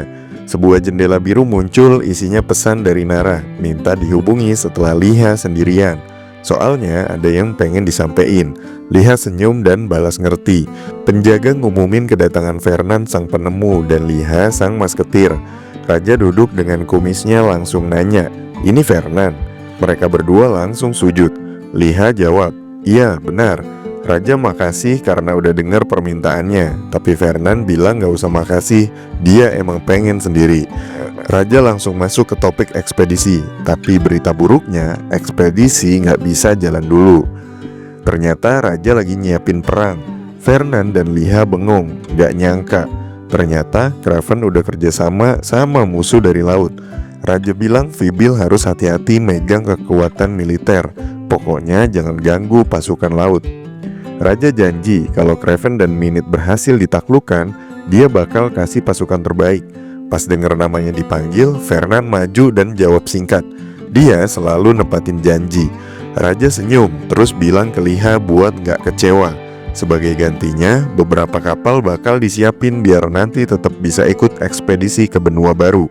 Liha ngangguk, letakin tangan di dada. Menara kastil tampak dari luar. Suara Liha dalam hati ngucapin terima kasih. Jalan di atas karpet, dia mikir Fernan pasti kecewa karena ekspedisi ditunda. Tapi begitu inget senyumnya, Liha sadar Fernan pasti udah ngeloyor buat nemuin penemuan baru lagi. Orang kayak dia emang luar biasa. Pas semua pergi, Liha dapat pesan dari Nara. Dia memutuskan buat mampir ke ruang konferensi. Begitu pintu dibuka, ada cewek duduk di sofa. Nara nanya gimana hasilnya. Liha duduk di seberangnya, bilang gak buruk sih, cuma semua jadi mundur. Nara cuma senyum, bilang dia udah nebak. Walaupun sebenarnya juga gak tahu apa yang lagi dirasain Liha. Liha nutup mata sebentar dan bilang, sekarang semua dalam siaga 1 gara-gara perang. Bayangin aja, kapal-kapal gede udah mulai ngumpul di pelabuhan, kayak nunggu aba-aba buat perang yang katanya sih bisa meletus paling lambat sebulan lagi. Liha ngelihat sinar matahari yang masuk lewat jendela, sambil mikir, kayaknya para user yang jeli udah mulai nebak-nebak arah situasi ini. Liha lanjut nanya, bakal ada user yang ikutan perang gak ya? Nara bilang kalau negaranya beneran nanggepin ini dengan serius, ya pasti bakal muncul questnya juga. Tangan Nara gerak dikit ke samping nunjukin kalau perlu tahu detail dulu sebelum bisa ngomong banyak. Liha setuju dan ngerasa kayak ada sesuatu yang disembunyiin di halaman kedua. Di kepala Liha, bayangan tentang player yang harus saling ngarahin senjata mulai kebayang. Terus muncul pertanyaan, apa sih maksud dari halaman kedua ini? Tiba-tiba muncul tulisan, ini adalah serangan, di layar biru. Liha masih nggak ngerti maksudnya apa. Dan apakah ini ada hubungannya sama perang atau enggak? Mereka duduk saling berhadapan. Liha nyebutin lagi, sebulan. Cewek itu ngangguk, bilang sayang banget harus logout dari akun gamenya lagi. Liha senyum ngucapin terima kasih, terus ngulurin tangan nanya, emang bener cuma buat ngomongin ini doang? Jawabannya agak nyeleneh. Nara nimpalin dengan malu kalau bukan cuma itu yang mau disampein. Dia bingung nyari kata-kata. Tiba-tiba keinget obrolan sebelumnya soal ajakan makan bareng. Liha ngeliat ke arah Nara yang bilang, kalau gak nyaman ketemuan berdua, gimana kalau ajak si Kijong sama si Boba sekalian, biar kita bisa sekalian double date. Hai. Liha langsung kaget, sempat malu juga waktu dengar ajakan double date. Wajah Kijong langsung muncul di kepala Liha. Mikir apakah mungkin jalan bareng dia. Terus bayangan dua cewek lain juga muncul. Mikir soal kencan 2 lawan 2. Mulut Liha sempet nganga, terus keinget kursi rodanya. Liha udah 2 kali ditawarin buat ketemu. Kayaknya gak enak kalau nolak lagi. Liha senyum canggung, bilang bakal nanya dulu ke temennya. Nara kelihatan seneng dan bilang, setelah perang aja ya. Pas Liha bilang, ya udah, sampai ketemu nanti. Nara maju dikit dan ngangguk terus bilang kalau dia sendiri bakal ngobrol juga sama temennya. Awan putih pelan-pelan ngalir di langit dan mereka saling pamit. Liha ngelangkah maju, mikir soal akhir perang. Pas buka menu, langsung keinget janji yang udah dikasih. Tapi dia sadar persiapan buat perang ini harus matang dulu. Di layar sistem muncul angka 160 yang mana itu levelnya sekarang. Tapi dia sadar juga naiknya makin lambat. Sambil ngebuka-buka window, Liha mikir kalau buat gua Dex itu kekuatan serangan. Akhirnya 2 poin dimasukin ke Strange. Dexnya sekarang 1637. Liha senyum, tangan nutupin mulut sambil mikir, kali ini gua dapet elf hutan. Layar biru nunjukin info quest baru, jejak 2 orang, rewardnya gak jelas. Liha mikir soal Nobro ngebatin, jangan-jangan dia salah satu dari 3 masketir. Keinget wajah Nobro, Liha yakin temennya itu pengen banget mastiin firasatnya. Dia ngebayangin map dan mikir kalau harus ke Elm, ditandain deh di titiknya di peta, tempat elf hutan tinggal di dalam kerajaan Fibil. Begitu kebuka matanya, Liha kaget juga. Mikir secepat apa sih mereka ngerjain questnya. Berdiri di tengah jalan, dia nanya dalam hati, gue perlu nanya juga gak ya? Di peta kelihatan 2 tank. Dan Liha ngeluh dalam hati, tidur di berbagai model terus. Sambil nyengir, mikir apakah itu tujuan aslinya, ngejelajahin semua model di Middle Earth. Pesan dari Liha masuk ke Kit dan Liha nanyain lagi soal bahan-bahan buat free shooter. Kit kaget pas dengar soal webcaster. Liha jawab kalau 1 lab dia berhasil temuin tapi kosong. Topi Kit nyaris copot pas dengar soal lab itu. Ternyata Liha udah nemuin lab ke-6, sementara yang lain baru buka 5. Kit ngingetin kalau Luger lagi nyari banget tuh lab. Jangan bilang-bilang kalau Liha udah nemuin, karena Liha bakal dibunuh. Liha nyengir dan lanjut nanya, berarti gagal dong dapat bahan si Caster. Tapi dia juga nambahin kalau dia lagi ngejar terus. Kit bilang yang ketujuh bakal nemuin duluan. Layar biru muncul lagi. Liha senyum karena Kit juga bilang bakal jadi free shooter. Daun-daun bertebaran di sekeliling Liha dan rasa percaya dirinya mulai naik. Tangan mengepal ngebayangin persaingan dia, Luger, dan Kit. Satu dari mereka doang yang bisa dapat status itu. Dekat teleporter, cewek itu udah berdiri. Liha nginjek alatnya, nyadar kalau dia udah selangkah lebih maju. Rumah-rumah bertengger di pohon. Suara orang teriak jualan buah tinto. Ada juga yang ngobrolin perjalanan ke Zilkoa yang tercemar. Di tengah keramaian, seseorang nyapa Liha pakai bahasa Rombo. Liha ngelirik ke arah suara, terus mikir apa langkah pertama yang harus dia ambil. Tangannya ngegenggam liontin afinitas dengan Dark Elf. Terlintas di kepala buat ngelepas liontin itu dulu. Begitu lepas, muncul dua elf deket situ. Mereka adalah penjaga Elm. Mereka minta tolong buat berhenti sebentar. Liha agak jutek pas dengar mereka bilang aura Dark Elf masih kecium. Mereka nanya ke Liha apakah mereka boleh ngegeledah Liha. Tangan Liha masuk ke belakang kepala pura-pura gak ngerti. Tapi pas keinget dia sadar bukan liontin, tapi bola misterius di kantongnya. Pas elf pengen geledah, Liha kepikiran ide. Mata merem sebentar, terus buka tangan. Isinya buah hijau. Elf itu kaget dan nanya, ternyata ini biji pohon dunia tercemar. Liha jawab dengan ekspresi serius dan membenarkan kalau ini dari kampung halaman semua elf hutan. Dia ceritain soal pohon tinggi tempat asalnya yang sekarang udah terkutuk. Terus dia nunjukin buahnya lagi, bilang ini adalah salah satu bijinya. Sistem langsung notif, skill negosiasi aktif. Peluang sukses naik ke 41%. Liha tahu banget elf hutan cinta banget sama pohon. Kedua elf itu mandangin biji itu dengan ekspresi serius. Pas dikasih info bahwa dia lagi neliti biji itu buat balikin pohon dunia ke kondisi semula, dua elf itu langsung minta maaf dan nunduk. Mereka nanya mau kemana dan nawarin buat nganterin. Liha senyum jawab kalau dia lagi nyari seseorang. Dalam hati dia keinget Jing dan ngucapin terima kasih dalam hati. Matahari nyinarin atap rumah waktu mereka sampai. Elf itu pamit bilang semoga usahanya berhasil. Liha cuma ngangguk terus jalan ke arah pintu. Pintu dibuka dikit, ada suara nanya, siapa di sana? Sambil garuk kepala, Liha bilang dia datang buat ketemu Elder yang ikut perang manusia lawan iblis kedua. Penghuni rumah bilang dia tinggal sendiri, dan Liha langsung jawab kalau itu yang dia cari. Elf itu ngangkat tangan ke wajah, bilang Liha ngibul karena kelihatannya masih muda. Tapi senyum juga ke Liha, nanya apa tujuan Liha datang ke sini. Liha buka mulut, bilang dia pengen nanya sesuatu. Kuping elf itu berkedut pas denger soal pahlawan perang. Liha ngacungin jari, bilang ini soal pasukan pengejar. Aura terang keluar dari tubuh elf itu. Dia nyadar ternyata masih ada yang inget jasa-jasa lamanya. Dengan senyum bangga, dia undang Liha masuk. Cahaya nyinarin langit-langit rumah. Elf itu nanya lagi, jadi sebenarnya apa yang mau ditanya? Liha buka mulut pelan dan jawab kalau dia mau tanya tentang pengejaran pasukan iblis di laut. Liha keinget isi buku yang pernah dia baca dan pembicaraan pun dimulai. Catatan menunjukkan kalau si penyihir lagi nahan pasukan pengejar. Di sisi lain, dua orang lagi duduk santai di meja. Liha nanya itu beneran Arcane Sniper, tapi jawabannya cukup aneh. Katanya nggak ngerasa ada mana sama sekali. Lalu si elf yang duduk di situ juga buka mulut, bilang kalau sihir yang bisa ngefek dari jarak sejauh itu cuma ada di legenda. Terus diperkenalinlah seorang yang bawa senapan.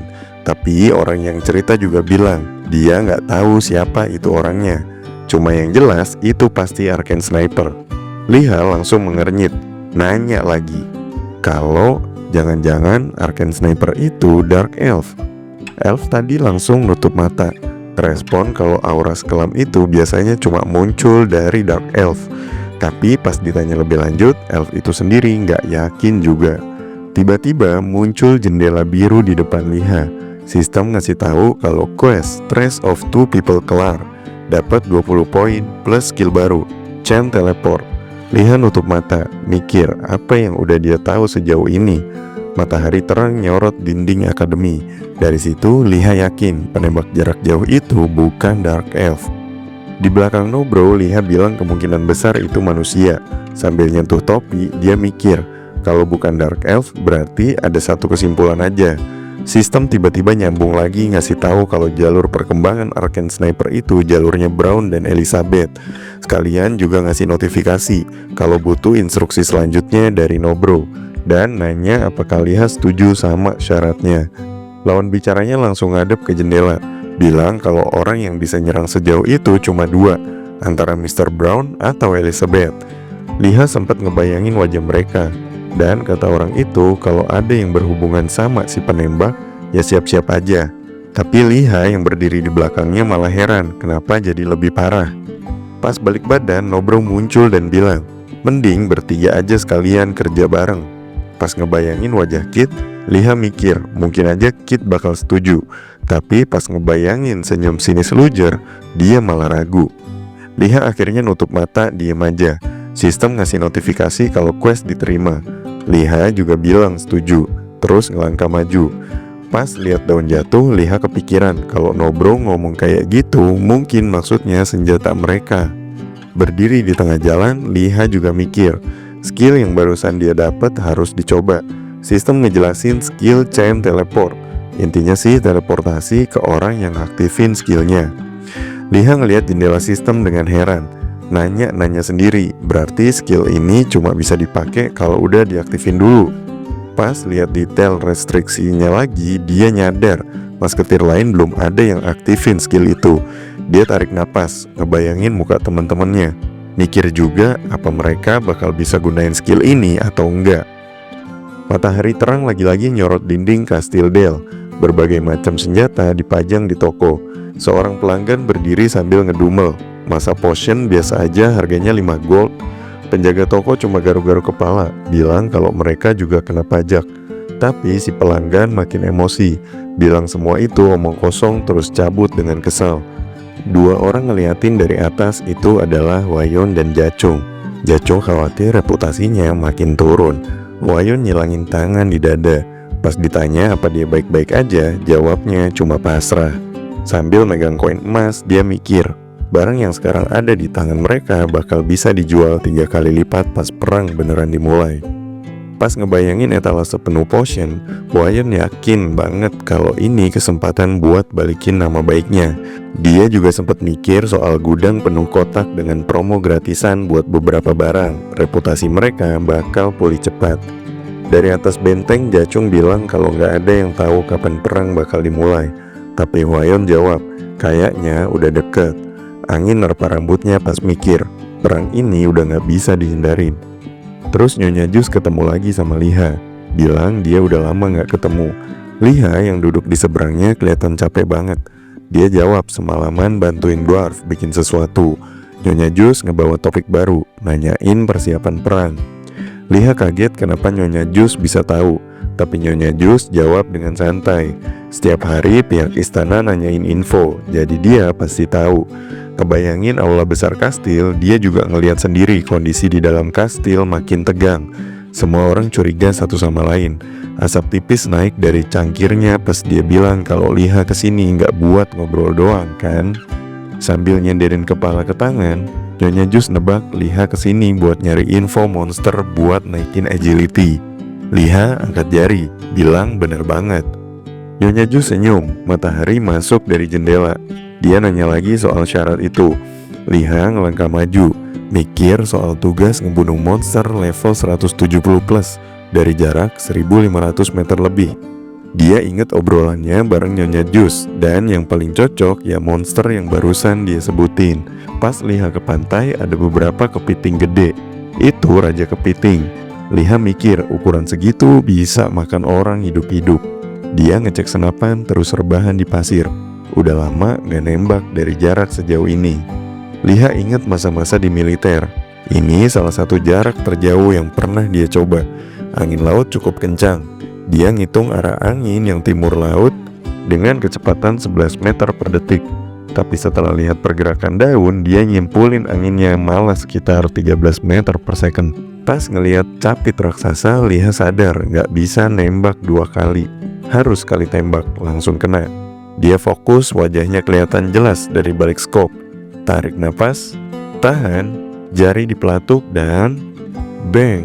Peluru melesat, ngebelah udara, ngelewatin ombak sampai akhirnya flare shot. Biji peler Raja Kepiting langsung hancur, dan Liha langsung level up. Sistem ngasih tahu kalau quest seal selesai, dapat hadiah camouflage, dan quest Black Devil 2 juga kelar. Asap naik dari senapan. Dia lihat senapannya, ngerasa harga dirinya yang sempat anjlok sejak Middle Earth mulai, pelan-pelan mulai naik lagi. Tapi buat skill nembak, masih banyak ragu juga. Pas lihat kilau senjata itu, dia tahu Arcane Sniper itu balik lagi. Asap dari laras senapan itu ngingetin Liha ke rekor yang pernah dia buat waktu kompetisi sniper di militer. Jaraknya 1800-an meter. Sampai sekarang belum ada yang bisa ngalahin. Kepitingnya sekarang udah telentang, cangkangnya hancur. Jarak kali ini beda 300 meter lebih pendek, tapi tetap Liha ngerasa bangga banget. Dia kepal tangan, senyum kecil. Rasanya nggak bisa dijelasin. Sistem kasih info soal quest Black Betsy, di mana Liha harus bunuh monster level 190 plus dari jarak lebih dari 2000 meter. Hadiahnya rahasia. Liha baca syaratnya baik-baik, terus geleng-geleng kepala. Waduh. Muncul jendela biru baru.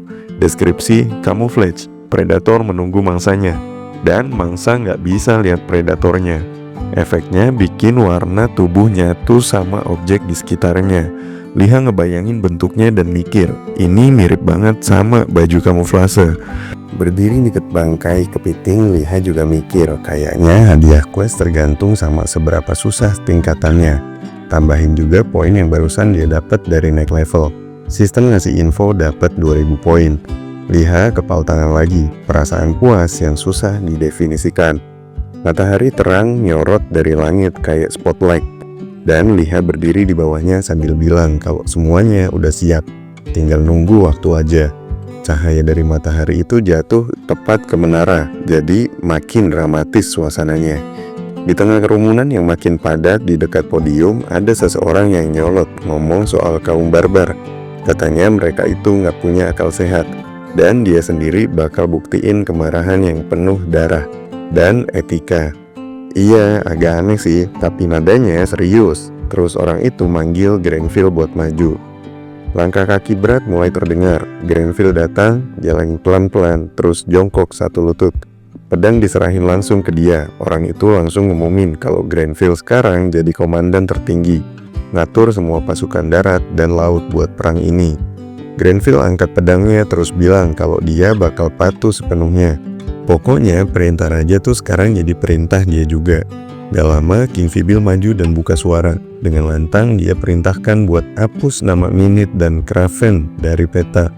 Kerumunan langsung sorak-sorai, dukung penuh keputusan raja yang udah resmi, nyatakan perang antara Fibil lawan aliansi Minit dan Kraven.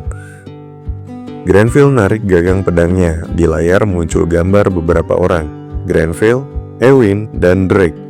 Lalu muncul juga lambang-lambang negara dengan tulisan kalau tiap negara udah nunjuk komandan tertinggi mereka masing-masing. Intinya Fibil siap ngelawan aliansi itu. Perang resmi dimulai. Di layar-layar biru muncul banyak pertanyaan. Banyak yang gak ngerti, cuma bisa melongo ngeliatin layar depan mereka. Kijong juga ngeliatin layar sistem itu. Sementara para player lain mulai panik gara-gara makin banyak jendela hitam yang muncul. Pesan baru muncul, isinya perang antar negara dimulai, dan sekarang semua user bisa dapat merit point kalau selesaiin misi. Terus muncul info baru, semua user wajib ikut wajib militer, dan user dari negara musuh sekarang dihitung kayak monster. Lalu ada satu pesan lagi, bisa ambil quest tambahan di medan perang. Liha baca semua info di layar biru itu, tapi mukanya nggak sumringah, malah cemberut. Soalnya penjelasannya masih kurang jelas. Nggak ada arahan spesifik harus ngapain. Cuma dikasih tahu bisa dapat XP sesuai level. Dan kalau mati, levelnya nggak turun. Liha rada kaget juga, cuma level doang yang nggak turun. Tapi barang masih bisa jatuh, dan kalau mati nggak bisa login lagi selama 48 jam. Ada 3 kondisi buat kalah. Kalau raja mati, komandan mati, atau nyerah. Liha ngebayangin muka Vybil sama Grenville. Terus ngebayangin bendera putih dikibarin. Pikirannya udah kemana-mana dan Grenville kemungkinan besar juga lagi jauh dari garis depan. Senyum dikit, Liha bangkit dari tempat duduknya. Mikirin map, dia mutusin buat cabut ke dataran Nelly March. Di langit ada cahaya cerah, kayak jejak komet. Di jalan banyak banget orang ngumpul. Liha naik ke atap, liatin kerumunan. Targetnya jelas, harus sampai ke camp lapangan. Liha coba nyelip-nyelip lewat kerumunan, tapi makin didorong-dorong, makin sempit, sampai susah gerak. Liha angkat tangan di atas kepala, cuma bisa berharap ada yang nolongin. Tiba-tiba ada suara manggil namanya. Biemi datang, narik dia keluar dari kerumunan pakai ekornya. Sambil senyum, Biemi nanya Liha masih oke atau enggak. Tangan mereka masih saling pegangan. Liha senyum dan nanya kabarnya Biemi. Si Biemi jawab semua berkat Liha juga. Liha bingung, nanya lagi dan Biemi nunjuk lambang di jubahnya. Ternyata Biemi sekarang anggota Byulcho. Liha bengong, belum sempat ngomong, suara lain masuk. Kijong datang nyender di bahu Tail. Bilang kalau udah lama nggak ketemu. Langit cerah, awan putih berarak. Liha nanya kapan Biemi gabung guild. Biemi jawab, habis quest terakhir itu. Kijong bilang, Biemi itu jago, makanya mereka nggak bisa lewatin. Sikut-sikutan santai, Kijong bilang ke Liha, kelihatan siap banget buat perang. Si Liha malah cuma cengengesan. Liha senyum balik, nanyain kenapa nggak langsung dikirim aja undangannya. Gak lama muncul notifikasi ajakan gabung ke grup. Di area lapangan banyak tenda hijau. Seorang pria berdiri di depan rombongan ngumumin kalau mereka bagian dari pasukan dataran March dan sekarang resmi masuk ke peleton pertama, kompi kedua, batalion ketiga, resimen keempat, divisi kelima. Notifikasi baru muncul, misi perlengkapan lapangan. Hadiah tergantung capaian dan wilayah yang berhasil dikuasai. Tapi kalau gagal, bakal kehilangan 100 poin. Liha liatin layar biru. Ada tulisan kalau dia masuk peleton ke 54321. Dia senyum kecil, bilang sistem ini gampang dipahami dan dia suka. Liha taruh tangan di pundak Kijong, bilang kalau dia setuju gabung karena Kijong jadi ketua timnya. Tail atau Tail juga senyum, bilang mereka bakal berusaha bareng. Kijong senyum juga, pencet tombol setuju, dan ngucapin terima kasih ke teman-temannya. Para pejuang lain berdiri di belakang. Seorang satria tepuk tangan dan narik perhatian semuanya. Para penyihir berjubah dengerin dengan serius. Katanya musuh kali ini emang pantas dilawan. Tapi yang lebih susah itu bukan perangnya, tapi questnya itu sendiri. Kijong naruh tangan di dada, bilang harus tetap tenang. Yang lain ikutin gerakannya, lalu muncul jendela pertanyaan. Sekarang harus ngapain? Kijong kelihatan grogi. Liha jawab dengan percaya diri, bilang jangan panik dari awal. Liha memejamkan mata, kemudian Kijong malah bingung. Nanya apakah NPC udah ngejelasin semuanya.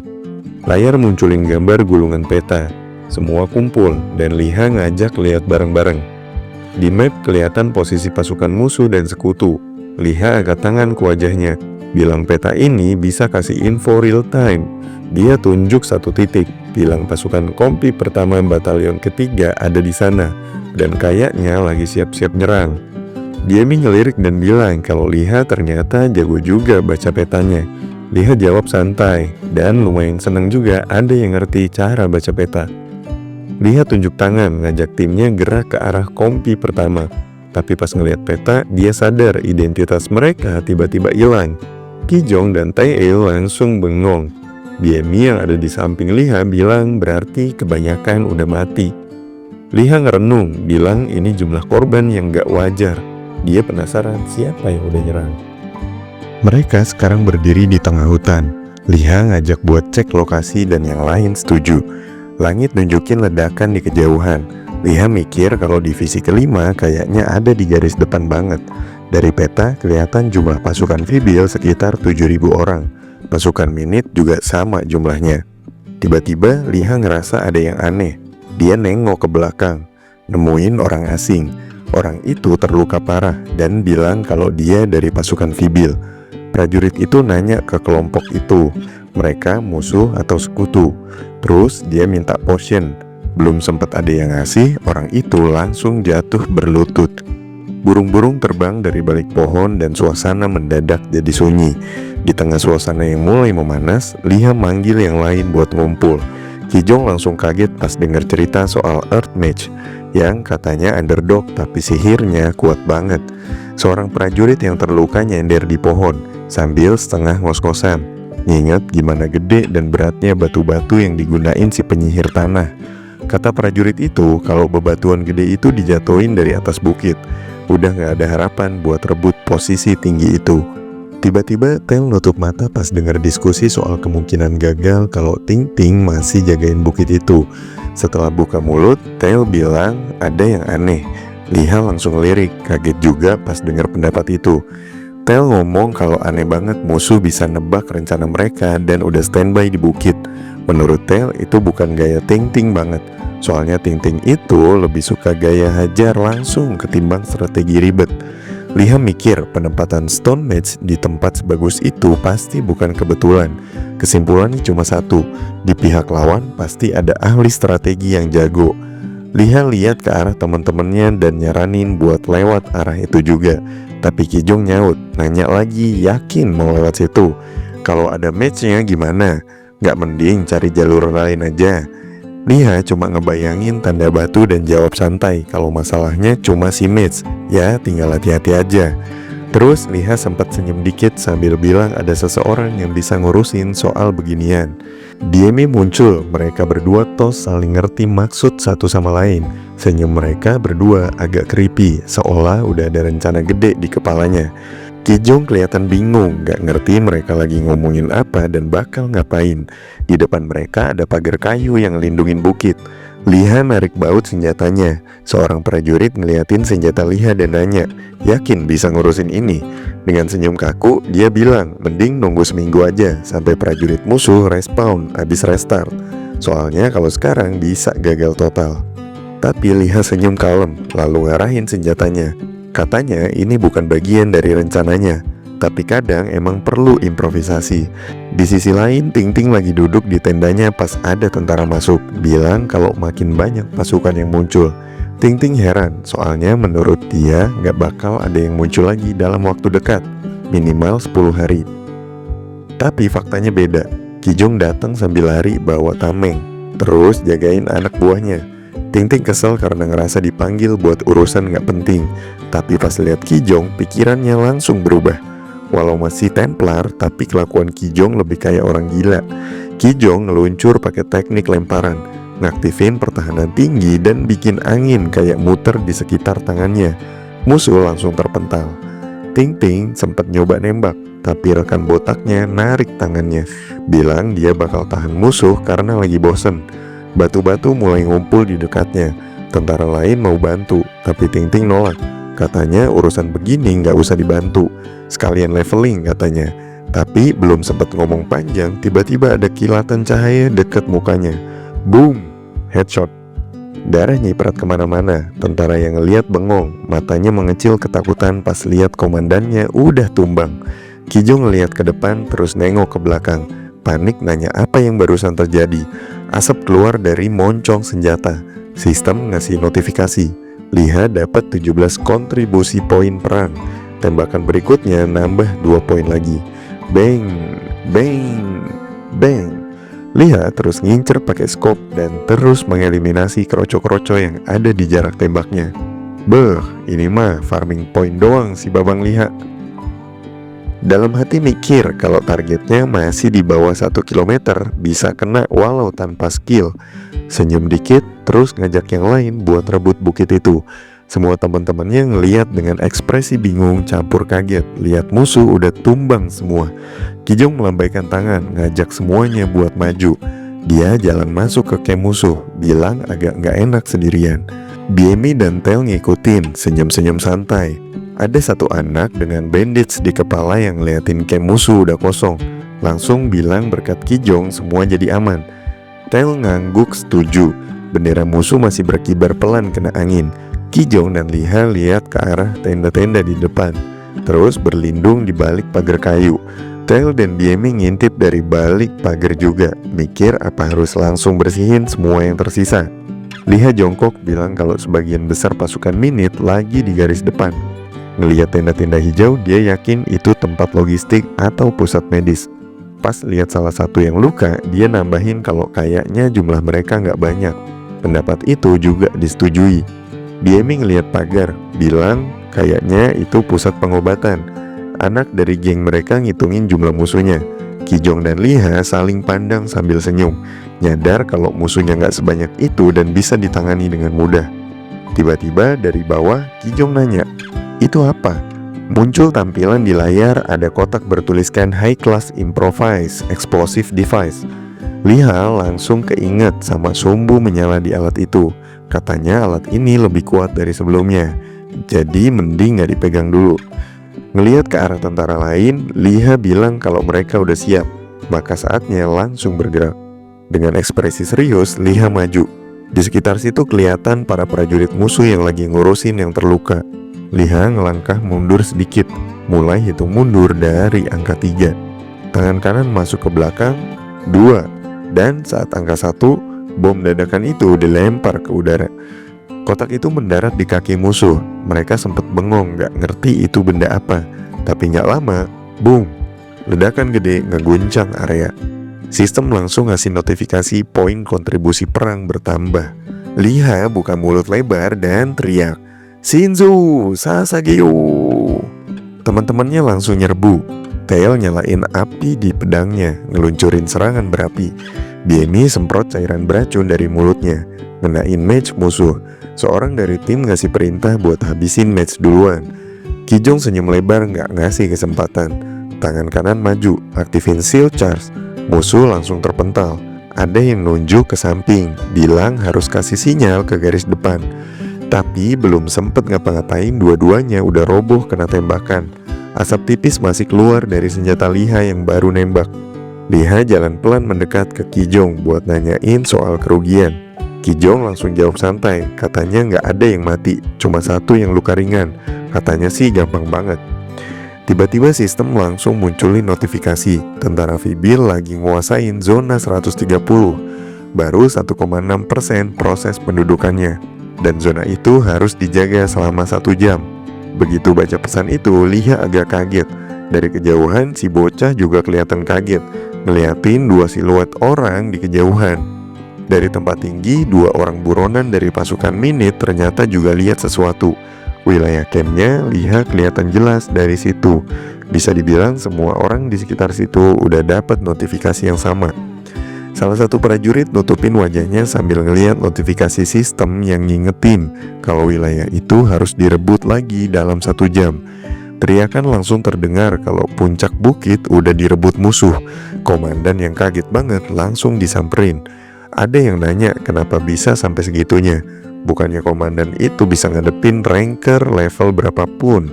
Sistem ngasih notifikasi lagi, nunjukin kalau zona 130 beneran udah dikuasain. Seorang pria yang punya luka di wajahnya mandangi notifikasi itu dengan heran. Satu peleton bisa ngelakuin ini. Dia mulai mikir, jangan-jangan ada campur tangan match waktu Ting-Ting nembus peleton itu.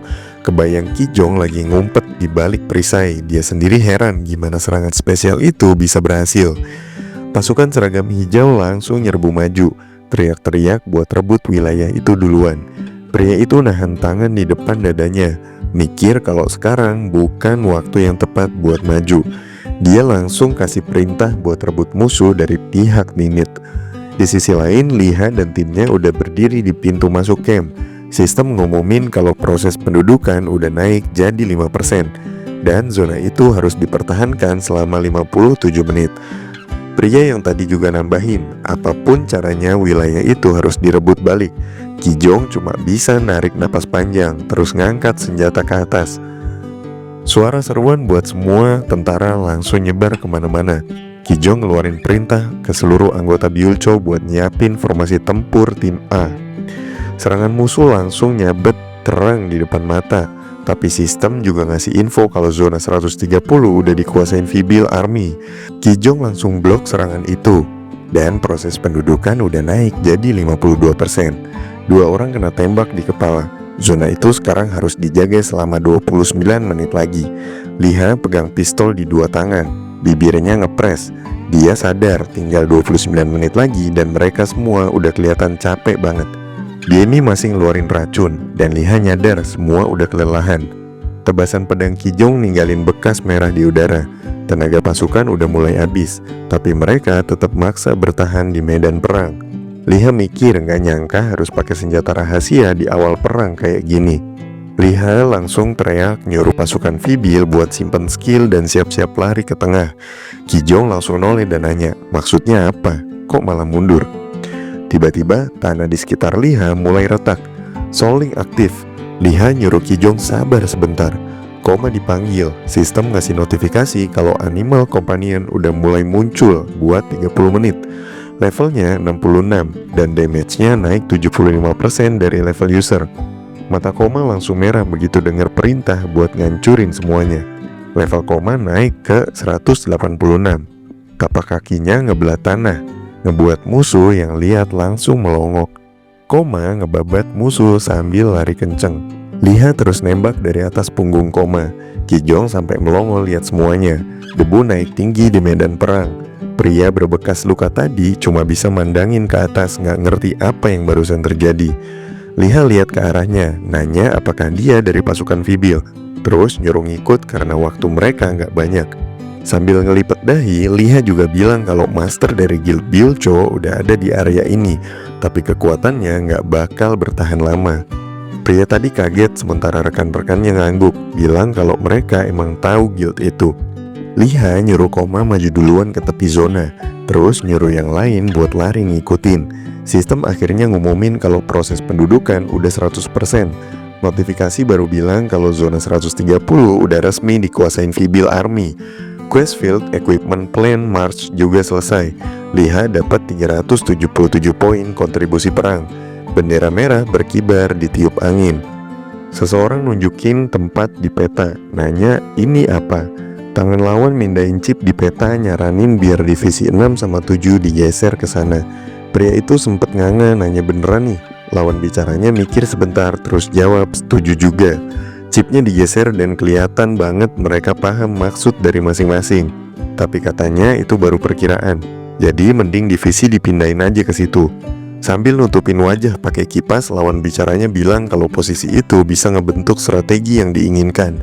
Pria tadi merhatiin peta terus nyengir sambil nanya ada lagi apa enggak rubah di pihak Minit.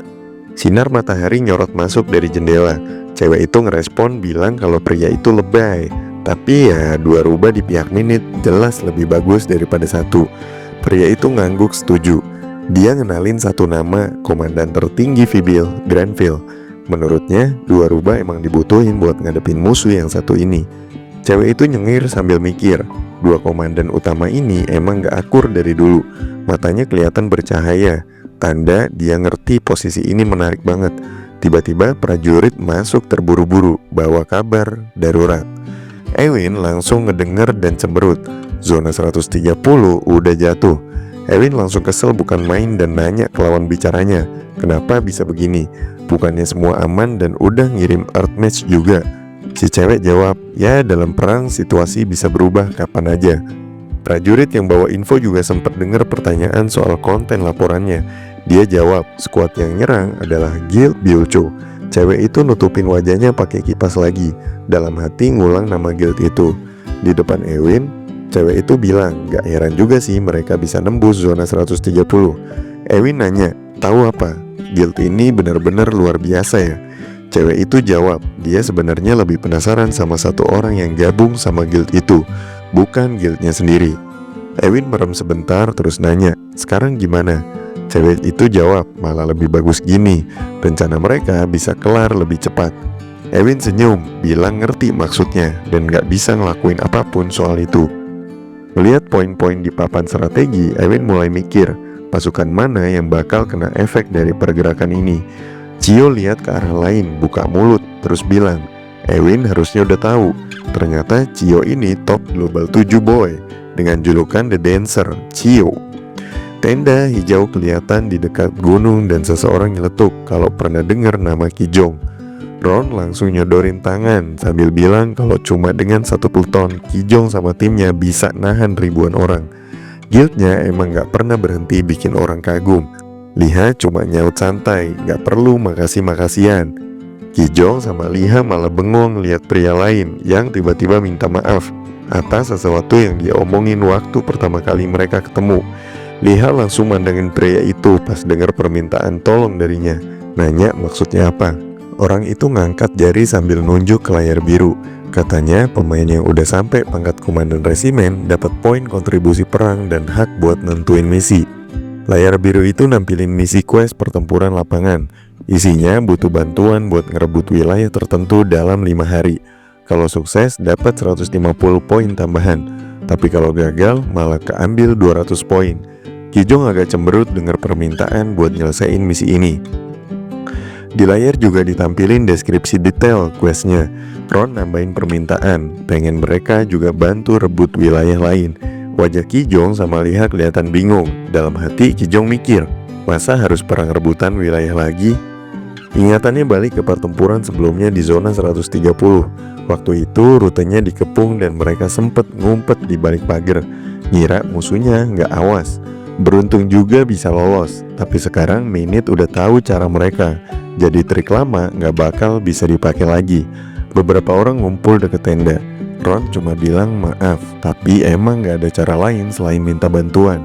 Pas lihat isi misinya, Liha nyadar kalau emang hadiahnya lumayan besar, tapi risikonya juga nggak main-main. Dulu pas perang sambil naik koma, Liha nembak terus-terusan dan cuma dapat 400 poin. Temennya malah cuma 150 atau 200-an. Mulai ngitung-ngitung di kepala, kalau misi ini berhasil dapat 150 tambahan. Belum lagi ada bonus poin dari sistem. Langit mulai kelihatan sunset di atas tenda. Liha nanya kalau poinnya dimaksimalin bakal dapat berapa. Ron mau jawab tapi layar biru langsung muncul. Tulisannya hadiahnya jadi 300 poin kalau sukses, tapi kalau gagal minus 400. Terlihat jelas kalau poin kontribusi bisa 0 bahkan minus.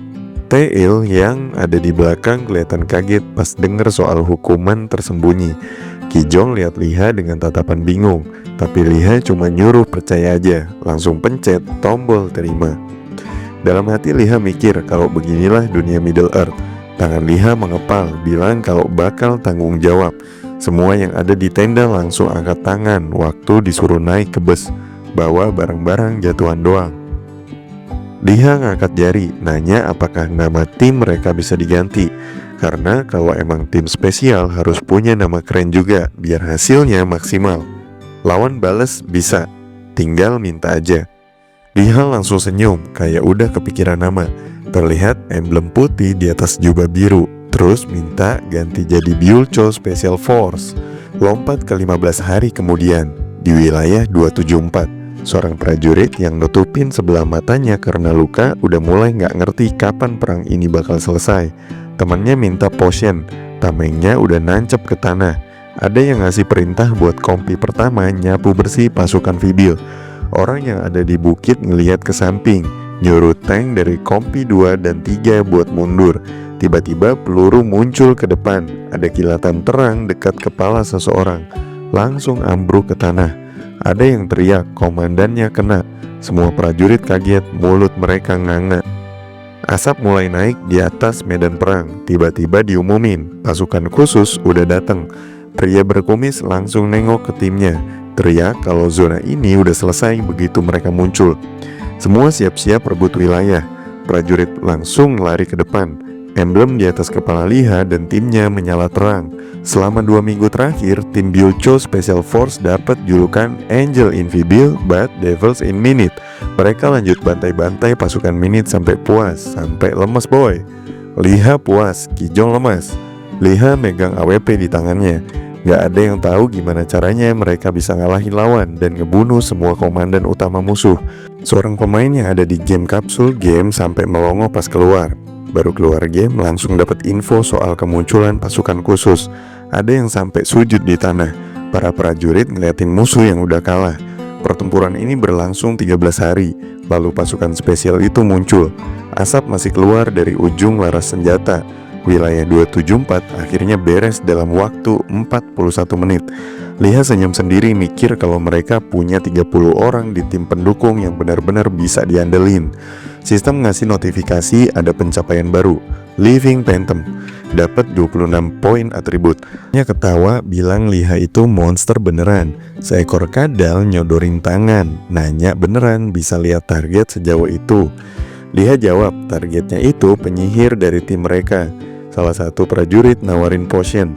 Ada juga yang bilang punya item dengan daya hidup. Awan putih mulai muncul di langit. Kijong nanya kabar Liha, soalnya statusnya sebagai guild master. BMI bilang Liha baik-baik aja. Ingat pandangan yakin dari Liha. BMI juga bilang kalau janji soal dia bakal ngegendong mereka semua dan kontribusi tambahan juga udah dikasih. Tiba-tiba layar muncul di depan Liha.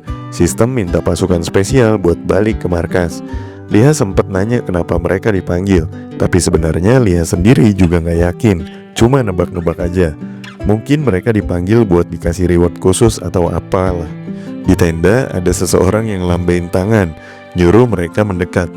Ron dan Liha salaman dulu, dan orang itu nanya kabar mereka sambil bilang udah denger soal prestasi mereka. Jawaban Liha simpel, semua baik-baik aja. Tapi dari cara orang itu ngomong jelas banget kalau lagi seneng. Orang itu terus nunjuk ke arah tenda, bilang kalau komandan dan kepala Granville yang pengen ketemu langsung. Pas sampai di depan pintu tenda, Liha ngumumin dengan nada formal bahwa pasukan khusus udah sampai. Ada suara dari dalam tenda yang nyuruh mereka masuk. Begitu masuk, ada yang mulutnya agak melongo, mungkin karena kaget. Terus nyeletuk kalau dari tadi pengen ngasih tahu nama-nama mereka. Kenapa nggak langsung bilang aja? Liha kaget pas ngelihat Hwayon yang lagi nyilangin tangan. Liha langsung mikir ngapain istri pertamanya ada di sini. Hahai. Kijong yang juga baru nyusul nanya ke Liha, apa Hwayon yang manggil mereka? Tapi Liha malah balik nanya, emang harus kaget banget? Hwayon cuma nutup mata waktu dengar pertanyaan itu. Terus jawab kalau mereka emang kenal. Granville sempat mikir bentar, tapi akhirnya bilang kalau bagus juga mereka saling kenal. Jadi bisa lebih gampang jelasin soal pentingnya operasi ini. Liha sempat mikir sendiri tentang betapa pentingnya operasi ini. Soalnya yang duduk di depan mereka itu komandan dan kepala langsung. Rasa penasaran makin besar. Semua yang hadir kelihatan serius dan suasana di dalam tenda lumayan tegang. Tiba-tiba ada yang buka mulut, nyuruh komandan maju ke depan. Kijong langsung ngelirik ke arah Liha, nyodorin posisi komandan ke Liha. Tapi Liha nolak. Menurut Liha, Kijong yang harus jadi komandannya. Soalnya ini pasukan khusus dari guild mereka. Hwayon yang berdiri dekat mereka langsung bingung dengar omongan dua orang ini. Kelihatan gak ngerti maksudnya apa. Hwayon tutup mulut pakai tangan, terus kepikiran kalau dua orang ini barusan ngelakuin sesuatu yang gak bisa dijelasin logikanya. Tapi akhirnya Liha juga naruh tangan di dada terus dengan tegas ngumumin kalau Liha lah komandan pasukan khusus. Orang di depannya nanya apa Liha ngerti konsekuensinya. Liha masih agak kaget pas dengar penjelasan berikutnya. Ternyata karena aksi dari pasukan mereka, durasi perang yang seharusnya 90 hari bisa ditekan jadi cuma 30 hari. Tapi Granville senyum dan bilang ya tetap aja rencana baru harus dibikin. Tapi tetap, ini pencapaian yang besar. Liha senyum-senyum bingung pas Granville ngucapin terima kasih. Mereka salaman lagi dan Granville bilang semua ini bisa terjadi karena Liha. Tapi Liha ngerasa kayak dilebih-lebihin, karena menurut Liha dia cuma jalanin tugas aja. Semua orang akhirnya ngumpul di depan peta, terus diskusi dikit soal situasi terbaru. Liha sempat keinget momen waktu pasukan nyerbu, dan gimana setiap penaklukan wilayah yang tadinya makan waktu 15 hari bisa dipangkas jadi jauh lebih cepat. Pasukan Fibil juga sempat kalah di momen itu. Bayangan rubah minit muncul di atas mereka, dan Granville bilang kalau yang ada di hadapan mereka ini emang tipe orang licik. Terus Granville ngajak lihat peta lagi, nunjukin posisi musuh. Musuh ternyata lagi mundur dan Liha agak heran juga. Soalnya garis depan aja belum ditembus. Liha mikir jangan-jangan komandan dan kepala ini punya agenda tersembunyi. Granville sempat merem sebentar terus bilang kalau pasukan bakal ngelibas dataran dalam 30 hari. Di pikirannya Granville udah bayangin tembok kastil dan rencana buat ngepung semua benteng. Setelah dapetin dataran, pasukan bakal mulai ngumpulin kekuatan buat langsung menuju ibu kota Minit. Grenville bayangin ladang luas, terus bilang pasukan bakal ngambil semua kastil di jalan sambil bikin serangan presisi. Sorotan sinar nyala kena perisai dan menara benteng, sambil bilang gak usah terlalu panjangin garis depan, langsung tancap gas ke pusat kekuatan musuh. Liha bingung tapi dalam hati mikir kalau ini emang cara tercepat buat akhiri perang. Pas lihat peta, Liha masih kepikiran apa beneran bisa sih rencana kayak gini. Soalnya kalau pakai skema serangan presisi gitu, artinya cuma ada satu jalur logistik antara markas utama dan garis depan. Kalau jalur itu jebol, kerugiannya bisa kacau. Tiba-tiba Liha nengok ke belakang dan lihat istri pertamanya kedipin mata. Liha langsung mikir soal Huayon, komandan dan kepala angkat tangan, terus tunjuk peta sambil bilang kalau semuanya udah paham. Sekarang giliran tugas spesial buat pasukan khusus. Sistem langsung nampilin misi pengepungan Minit. Di deskripsi tugas ditulis jelas banget, kemenangan bakal didapetin kalau kastil Vanggal dihancurin dalam 2 hari setelah perintah keluar. Kalau berhasil 500 poin kontribusi bakal dikasih, tapi kalau gagal 3000 poin bakal ditarik. Pas lihat layar biru, Liha langsung nyebut misi ini pondasi utama. Grenville juga bilang kalau mereka harus cari batu dengan lingkaran sihir di dalamnya dan dihancurin. Kalau gagal, semua jalur suplai sekutu bakal putus. Liha cuma bisa lihat layar biru itu sambil nelen ludah. Hukuman dari misi ini keras banget coy. Ki Jong sempat kaget dan Liha mikir ini mungkin misi dengan syarat terberat sepanjang sejarah. Pas nanya soal waktu buat mikir, bendera merah udah berkibar di luar. Dan jawaban yang dikasih simpel aja, cot tomate, kita pikir-pikir dulu ya. Liha berdiri di depan Huayon, nanya langsung apa rencana ini realistis. Soalnya musuh bisa aja nyergap mereka dari belakang. Huayon kedipin mata sambil bilang kalau dari hasil analisis situasi masih aman, pasukan Minit gak akan bisa sampai ke mereka semudah itu. Orang yang ada di sana nanya kenapa bisa gitu. Huayon ngebayangin pasukan musuh yang masih berada di antara pegunungan, terus bilang kalau Pei Wu dan Golden Dragon lagi dalam perjalanan lewat pegunungan Sentinel, termasuk seseorang yang udah sangat dikenal. Waktu ngebayangin revolver, Huayon bilang kalau orang itu lihat senjatanya, langsung paham siapa yang bakal mereka hadapi. Mata langsung bersinar terang, dan Kit langsung nembakin musuh pakai beberapa tembakan presisi. Darah nyiprat kemana-mana. Liha berdiri di belakang, nempelin tangan ke wajah sambil mikir. Daerah pegunungan itu sempit, visibilitas rendah, dan jadi spot yang sempurna buat Crimson Geckos. Liha juga ngebayangin si revolver Kit, dan makin yakin kalau Kit memang udah tahu kalau harus bertempur di tempat kayak gitu. Huayon nyilangin tangan, terus bilang mereka bakal mulai pengepungan dan lanjut ke pusat Minit. Pas ngebayangin dua temennya, Liha tahu mereka udah ada di lokasi. Huayon kelihatan kayak diselimutin api waktu ngomong soal strategi terakhir. Pasukan musuh bakal pecah jadi 2 dan bahkan gak sadar kalau ibu kota mereka udah diambang kehancuran. Liha nunduk sambil mikir kalau variabel yang harus dipertimbangin terlalu banyak. Huayon nanya lagi, tapi pas denger nama Alexander sang top global 1, Huayon langsung mikir. Di kepalanya muncul bayangan Alexander pakai armor putih. Langit waktu itu lagi cerah banget, awan putih pelan-pelan ngapung kayak gak ada beban. Di tengah pemandangan yang tenang itu, Huayon ngelirik ke atas sambil bilang kalau ada satu orang dari pasukan musuh yang rankingnya nomor 1, tapi sampai sekarang belum pernah nunjukin diri. Namanya Alexander. Belum ada yang tahu kekuatannya seberapa, tapi Huayon kelihatan yakin karena katanya Jiwon baru-baru ini ngumumin bakal ada duel 1 lawan 1, dan menurut Huayon semuanya bakal aman-aman aja. Pas denger itu, Liha langsung keinget ekspresi senengnya waktu terakhir kali ketemu Jiwon. Rasanya puas banget, kayak orang yang akhirnya nemuin jalan yang benar. Dalam pikirannya, Alexander kelihatan lagi naik naga, kelihatan keren banget. Liha langsung mikir kalau nanti bakal ada pertarungan antara Jiwon, Pei Wu, dan Kit juga. Mereka bakal gabung bareng buat hadapin musuh ini. Begitu kakinya Liha nginjek tanah sambil sedikit ngelirik ke samping, muncul keyakinan di pikirannya. Rencana ini bisa jalan. Liha nyamperin Granville yang ada di dalam tenda dan langsung bilang kalau mereka setuju buat ikut operasi ini. Di belakang Liha, teman-temannya udah berdiri bareng. Liha bilang kalau pasukan khusus siap buat ngejalanin misi ini. Di tempat lain, Nyonya Jus lagi duduk di antara tumpukan dokumen. Nyonya Jus udah dengar kabar soal operasi ini.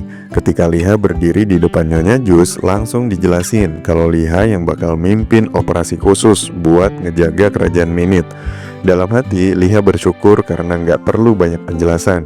Langsung aja to the point. Liha nyodorin gambar lingkaran sihir dan nanya soal Keystone. Nyonya Jus cuma bisa ngelus dada dan bilang kalau informasi tentang Keystone itu masih simpang siur.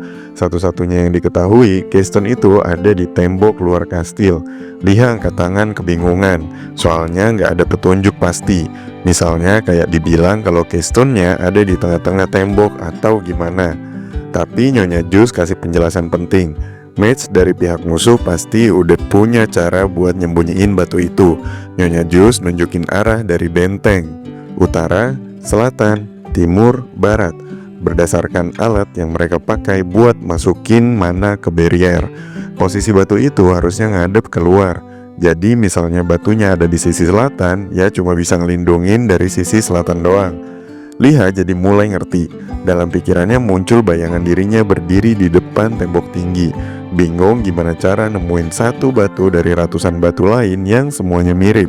Tapi akhirnya dia milih buat tenangin diri dan mikir pakai logika. Pertama, Liha ngebayangin opsi pertama, nyelinap dekat tembok dan ngeliat langsung. Tapi bakal ada 2 tentara musuh yang nyadar dan langsung nendang Liha. Gagal total. Opsi kedua, Liha mikir buat ngintip dari jauh pakai scope. Tapi waktu terus jalan dan dia keburu mati sebelum nemuin batunya. Gagal lagi. Opsi ketiga, datang lebih awal dari jadwal operasi dan mulai cari Keystone dari awal. Tapi karena makin lama di area itu makin besar kemungkinan ketahuan. Evan kebayang di depan Liha narik jubahnya dan lagi-lagi gagal. Nyonya Jus lihat Liha dan bilang kalau mukanya pucat.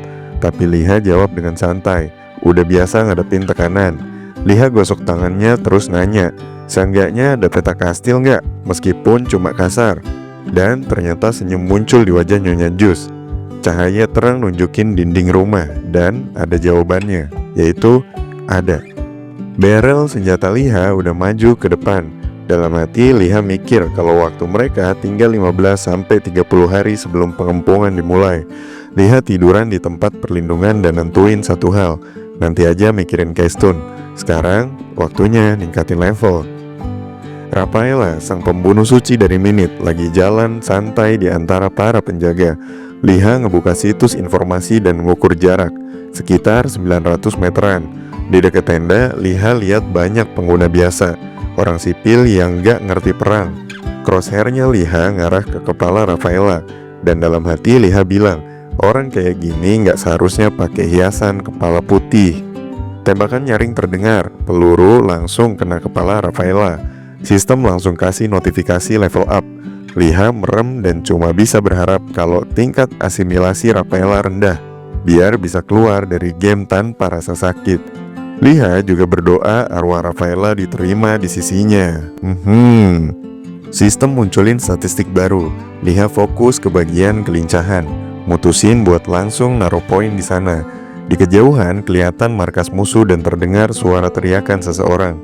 Gulungan teleport udah di tangan. Liha mutusin buat kabur sebelum ketahuan. Kilatan cahaya terang muncul waktu Liha meluncur ke langit menuju kastil Van Cole. Benteng itu berdiri megah di kejauhan. Jam nunjukin pukul 10 malam. Jaraknya sekitar 8 km dari lokasi sekarang. Cahaya bulan nyorot ke dinding abu-abu kastil, nambahin kesan megah dan menakutkan. Bentuknya klasik banget, kayak kastil Eropa zaman dulu. Tanpa pagar tambahan, cuma dinding tinggi yang bikin mustahil buat dipanjat, bahkan pakai tangga sekalipun. Di atas dinding udah ada penjaga. Kalau pakai sihir otomatis bakal disambut para penjaga di atas sana. Dalam hati, Liha mikir kalau ini benteng yang mustahil ditembus. Dia sempat ngebayangin jalur memutar, tapi pas nyadar ada pasukan kavaleri juga, Liha jadi lebih hati-hati biar nggak ketahuan. Night vision baru udah ready nih boy. Liha ngerasa waktunya udah pas. Dia lihat wajahnya di pantulan lensa dan mikir kualitasnya bagus. Habis itu dia ngintip pakai teropong dan ambil langkah maju. Mutusin buat langsung coba deketin kastil dalam satu tarikan napas. 2 jam kemudian, Liha udah duduk di balik batu deket dinding benteng. Dia mikir udah makin deket sekarang. Tapi kalau matahari terbit, dia bakal langsung ketahuan karena di depan gak ada tempat sembunyi. Liha lihat penjaga di atas tembok lalu nanya dalam hati, kalau makin deket bisa gak sih nemuin batunya sebelum pagi? Liha ngeluarin napas berat. Dalam hati dia mikir selama ini belum pernah ngelakuin sesuatu dengan keyakinan penuh. Tapi dia langsung gerak cepat. Tubuhnya jadi transparan pas dia ngaktifin skill kamuflase.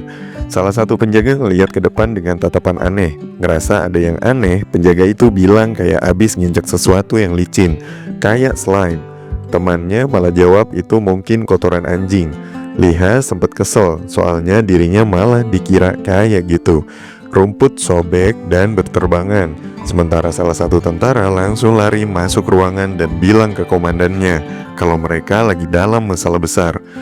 2 orang di dalam langsung ngeliat dengan tatapan bingung.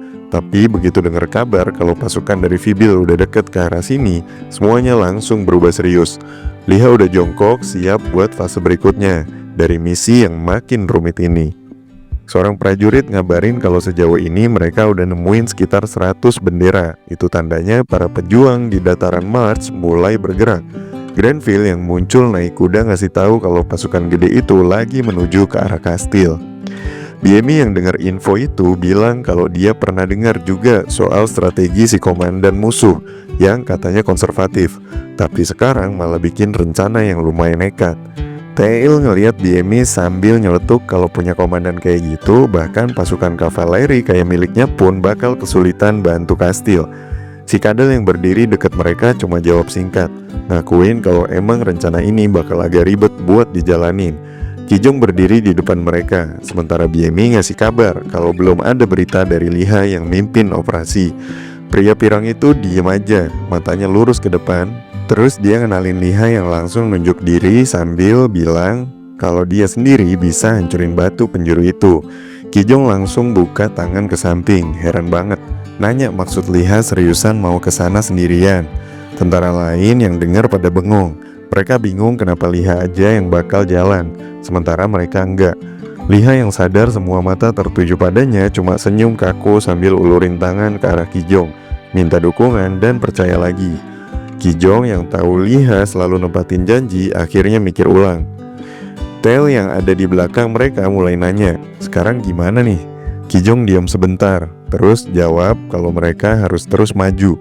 Komandannya nanya lagi maksudnya apa, dan Kijong jawab kalau itu artinya mereka bakal nyerang duluan. Kesatria Kijong pun nutup mata, ngangguk lalu naikin tamengnya dan bilang kalau emang mereka yang harus mulai duluan. Matahari nyorot ke arah bunga dan ada yang bilang kalau pasukan spesial bakal mulai serangan. Grenville yang nyender ke pedang cuma nanya, apa unit ini beneran harus diem aja di tempat? Para kesatria cuma ngeliatin dalam diam. Tiba-tiba ada yang angkat tangan dan bilang bakal jalan. Matanya ngelirik ke arah Kijong. Orang itu nanya apa pasukan spesial beneran bisa dipercaya. Dan jawabannya iya, karena dari awal benteng emang udah dipercayakan ke mereka. Kijong naruh tangan di dada dan minta semuanya percaya sama mereka. Para prajurit bisik-bisik kaget juga karena pasukan ini cuma 30 orang. Dan ada yang bingung juga, emangnya bisa mereka lakuin. Tapi Grenville langsung buka mulut, perintahkan buat siapin trompet. Wajahnya serius ngasih aba-aba buat lanjutin serangan. Trompet dinaikin, perintah jelas. Pasukan spesial siap buat nyerbu. Prajurit-prajurit angkat senjata ke langit dan pasukan lain juga diminta siap tempur. Di belakang Kijong, para prajurit Byulcho juga angkat tameng. Pas ditanya apakah semua sudah siap, jawaban mereka mantap. Siap. Pria pirang itu ngeliat ke depan penuh percaya diri, kasih tahu kalau pas pertarungan dimulai mereka cuma punya waktu 1 menit. Dan dalam waktu sesingkat itu mereka nggak boleh mati. Trompet akhirnya dibunyikan. Kijong buka mulut lebar manggil pasukan spesial buat mulai nyerbu. Pasukan itu langsung berlindung di balik tameng, terus mulai nyerang maju. Evan yang ngelihat dari kejauhan langsung kaget melihat pasukan spesial maju tanpa ragu. Dalam hati Evan mikir, ini pasukan jalan ke arah kematian, karena dalam perang selalu ada yang nekat lompat duluan. Evan ngilangin tangan di dada dan perintahkan pengaktifan penghalang. Aura terang muncul, tapi pas disentuh ke tembok, nggak ada reaksi. Penyihir bingung kenapa itu bisa gagal, tapi pasukan spesial terus maju. Pria pirang ngasih komando, bilang mereka harus serang bareng-bareng, dan kalau semua dilempar sekaligus, mereka punya peluang berhasil. Tameng-tameng langsung diangkat pas hitungan 1, tameng belakang dikunci pas hitungan 2, dan pas hitungan 3, semua tameng dengan bahan peledak dilempar ke arah kastil. Ledakannya gede banget, muncul pesan di jendela sistem yang nunjukin kejadian 5 jam sebelum pengepungan kastil. Di situ Liha nulis kalau Liha udah nemuin dan ngehancurin batu penjuru. Pria pirang ngeliat layar biru di depannya, mulutnya menganga. Liha cuma senyum, bilang kalau batunya emang ada di tempat yang nyusahin. Terus dengan santai bilang info itu nggak bakal dikasih tahu ke Ron atau user lain. Kijong yang denger nanya kenapa enggak. Liha langsung ngebayangin pertempuran di dekat tembok kastil, terus nyimpulin yang paling penting dari pengepungan adalah siapa yang bisa masuk duluan ke kastil musuh. Tangan dikepal dan yakin banget kalau pasukan spesialnya yang harus jadi yang pertama. Liha juga keinget percakapannya sama tukang besi Bapak Bottleneck yang agak sewot karena diminta bantu bikin alat buat nembus gerbang kastil. Tapi akhirnya si pandai besi setuju, mulai kerja buat nyiapin tameng yang di dalamnya dipasang bahan peledak kuat. Tameng-tameng itu nantinya bakal dilempar langsung ke gerbang kastil. Sekarang lubang gede udah muncul di tembok kastil. Ada yang teriak, "Temboknya jebol!" Granville langsung ngarahin tangannya ke depan dan kasih perintah buat semua pasukan nyerang. Liha cuma komentar singkat. Begitu gerbang jebol, komandan bakal langsung nyuruh semua pasukan ngegas masuk kastil. Pasukan berlarian masuk lewat lubang. Liha bilang mereka harus berhasil nerobos sebelum pasukan sekutu lain datang, biar kontribusi paling gede jatuh ke tim mereka. Tangannya ngarah ke muka sambil bercanda nanya, "Gampang kan?" Tapi dalam hati, semua barang dan strategi harus diperhitungin dengan akurat. Kijong yang kesel cuma bisa mikir, "Gampang nenek lu kiper. Ini semua tuh ribet banget. Senjata terbang di atas kepala." Kijong lari lewat lubang di tembok dan makin gak paham gimana bisa tetap hidup di tengah camp musuh. Pasukan musuh terus datang. Kijong ngangkat senjatanya tinggi-tinggi, ngaktifin tameng suci. Biemi nyembur racun ke musuh. Tel ngeluarin api di sekeliling. Musuh yang ngeliat tembok jebol mulai panik, buru-buru nyoba nutup gerbang kastil. Granville yang naik kuda langsung mimpin pasukan buat masuk lewat lubang itu. Musuh kaget karena mereka kira gerbang kastil itu nggak bakal bisa jebol. Pasukan berseragam hijau ngeliat ke depan, bingung juga. Soalnya menurut perhitungan seharusnya pengepungan ini makan waktu lebih dari setengah bulan. Tapi nyatanya dalam 5 jam aja pengepungan kastil udah beres. Bendera merah berkibar di angin. Debu tebal masih naik dari tembok yang hancur. Setelah pengepungan Van Hell Fortress, batu segel berhasil dihancurin oleh pasukan Liha. Sistem nampilin 3 lambang benteng yang udah dikuasain. Sekarang selain benteng Velas dan Iran, semua benteng udah jatuh ke tangan Fibil. Tangan bergerak mindahin pion di papan strategi. Cewek yang megang poin itu bilang sekarang mereka cuma tinggal punya 3 benteng lagi. Habis itu langsung menuju ke ibu kota. Evan yang berdiri dekat situ ngeliatin cewek itu sambil kesel, tapi juga lega. Dalam hati Evan bilang, untung aja cewek itu masih bisa senyum. Karena kalau dia bukan pemimpin militer, mungkin mereka semua udah lama dieksekusi. Sambil megang kipas dan berdiri di depan Cio, perempuan berambut pirang itu bilang kalau lawan bicaranya udah memprediksi semua ini. Setelah mereka mundur ke dataran March, lawan bicara itu malah ngerasa kalau kerusakannya jauh lebih parah dan kecepatannya lebih tinggi dari yang dibayangkan. Buatnya ini tuh bencana, tapi Cio cuma mikir dan bilang semua ini masih dalam batas yang bisa diterima. Lawan bicara itu nutup mata terus nanya lagi soal kerugian yang katanya gede banget. Cio juga nutup mata, ngebayangin wajah Liha, terus bilang kalau orang ini benar-benar ngubah segalanya. Dan kali ini benar-benar bikin kaget. Tapi justru karena itu Cio seneng banget. Terus bayangin Liha yang lagi nyamar sambil bilang kalau Liha emang susah dilacak. Lawan bicara itu naruh tangan ke wajah. Cio sembunyiin wajah di balik kipas dan ngaku kalau awalnya juga gak percaya. Tapi ada kabar baik, kipas dilipat. Cio langsung ngasih tahu kalau musuh udah berhasil dikelabui. Dan sekarang musuh bakal dipaksa buat nyerang ibu kota yang kosong. Ngelihat papan permainan, lawan bicara itu nanya apa pasukannya udah deket. Cio jawab iya, ada langkah kaki maju. Penasihat juga nambahin kalau kondisi idealnya mereka bakal nyampe pas fajar. Di kejauhan kota Cio kelihatan dari atas. Cio nyebut kalau tujuan akhirnya itu ibu kota deket Kastil Del. Lawan bicara yang pirang mikir, dia nyebutin kalau Sazracian itu negara sahabatnya Fibil, jadi kemungkinan besar nggak bakal nyerang. Tapi lawan bicara yang lain ngebantah, bilang kalau ini tuh perang. Cio ingat pertarungan antara Igor dan Kijong. Menurutnya mereka berdua punya alasan pribadi buat nyerang Fibil, dan ini terkait sama para raksasa. Evan senyum terus nanya, "Terus habis ini gimana?" Mata Cio nyala terang. Cio yakin angin laut bakal berembus ke arah Fibil dan bawa kemenangan. Ngeliat poin di papan permainan, Cio bilang kalau pas raja lagi sibuk sama ibu kota, mereka bakal hancurin kapal yang bawa logistik. Sinar matahari nyorot ke permukaan laut. Lawan bicara nyebutin kalau ada ular laut yang bakal nyusul ke daratan. Deket tembok kota, beberapa orang berdiri dan ada yang ngomentarin hasil kerja yang bagus. Ngelihat mayat monster, seorang pemuda nyebut kalau berburu monster itu seru, tapi bingung kapan bisa maju ke medan perang. Temannya senyum dan bilang kalau mereka belum nyampe level 100, jadi sekarang tinggal fokus ningkatin level. Tiba-tiba temannya ngeliat ke depan dengan ekspresi kaget dan nanya, "Itu apa?"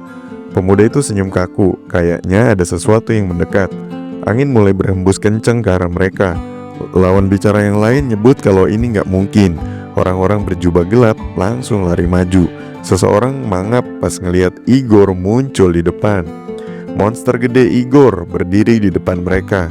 Pemuda itu ketawa ngeri dan langsung teriak buat ngebunuh semua orang. Air mata jatuh, dia mikirin soal ngebantai semua dari Fibil. Sekali tebas, orang di depannya langsung kebelah dua. Aeger mikir, terus ngomong kalau target utama mereka itu Kastil Del dan ngancurin Guild Hua Hong. Pasukan berjubah gelap langsung nyerbu. Seseorang narik tali dan bilang semua ini buat game, tapi nggak nyangka juga kalau harus bisa ngiket tali jangkar. Huajong ngeliat ke depan dan ngasih tahu buat pegangan. Dapat balasan juga buat tetap kuat. Seorang cewek ngatupin bibir ngebayangin gimana kapal-kapal diserang es di awal perang. Kapalnya Kraven udah nyerang waktu itu, tapi sekarang kapal-kapal musuh muncul lagi. Cewek itu ngerasa aneh karena jumlah kapal musuh nggak nambah, tapi mereka tetap datang. Huajong lihat ke jendela biru sambil ngelangkah maju. Seorang pria manggil Huajong, dan cewek itu tenang aja. Ternyata Kastil Del lagi diserang. Beberapa orang berjubah gelap ikut kasih info kalau musuhnya adalah Igor. Huajong megang kepala, ngerasa dinding luar udah ditembus.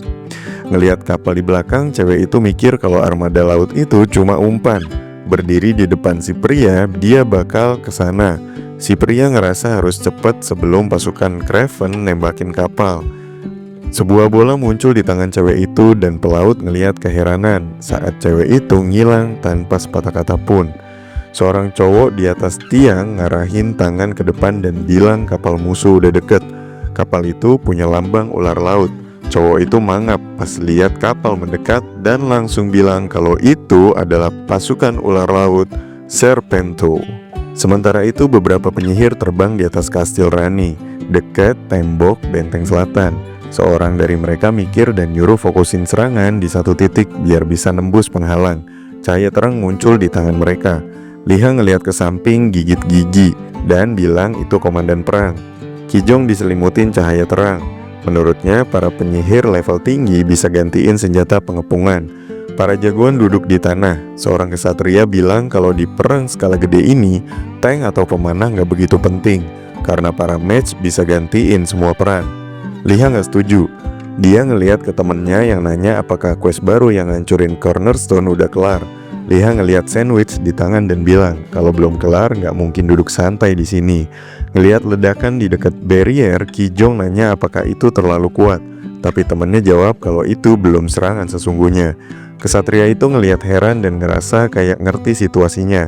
Pasukan makin dekat, dia nunjuk mereka dan Liha yakin pasukan itu baru datang dan itu benar. Terus ada yang nunjuk ke arah lain, ngebahas kutu yang lewat pegunungan Guardian. Liha ngenalin Peiwu dan Kit. Mereka bakal nyerang dari sisi utara, tempat Cornerstone udah dihancurin. Prajurit di atas tembok nunjuk ke berbagai arah. Ada yang nyebutin kalau ada sesuatu yang lagi disiapin. Liha senyum ngebenerin dugaan mereka. Dari arah utara yang awalnya dianggap aman karena nggak ada barrier, tiba-tiba muncul pasukan 20.000 orang. Situasinya langsung berubah jadi benar-benar tanpa harapan. Sambil nunjuk satu jari ke atas, Ki Jong bilang kalau semua ini bakal kelar dalam 1 jam dan Grenville harus segera dikabarin. Sambil bercanda, Ki Jong juga nyeletuk kalau di perang segede ini, tank sama petarung jarak jauh sebenarnya nggak terlalu dibutuhin. Tapi begitu nunjuk ke Lee-ha, Ki Jong ngasih pengecualian. Lee-ha cuma senyum terus ngejawab dengan santai sambil nyikut pundaknya, bilang kalau Ki Jong jago banget bikin orang malu. Pas Ki Jong nanya gimana caranya bisa nemuin batu fondasi itu, Lee-ha jawab dengan cerita kalau dia sampai merayap-rayap di tanah, naik turun bukit terus manfaatin skill observasi atau pakai teropong. Kadang juga pakai skill kamuflase. Tel yang dengar cerita itu sampai heran, soalnya nggak nyangka Lee-ha bisa kepikiran cara-cara kayak gitu. 40 menit kemudian benteng Lanier berhasil direbut. Bendera biru berkibar tertiup angin dan sistem langsung munculin notifikasi kalau quest pengepungan di wilayah Minute udah selesai.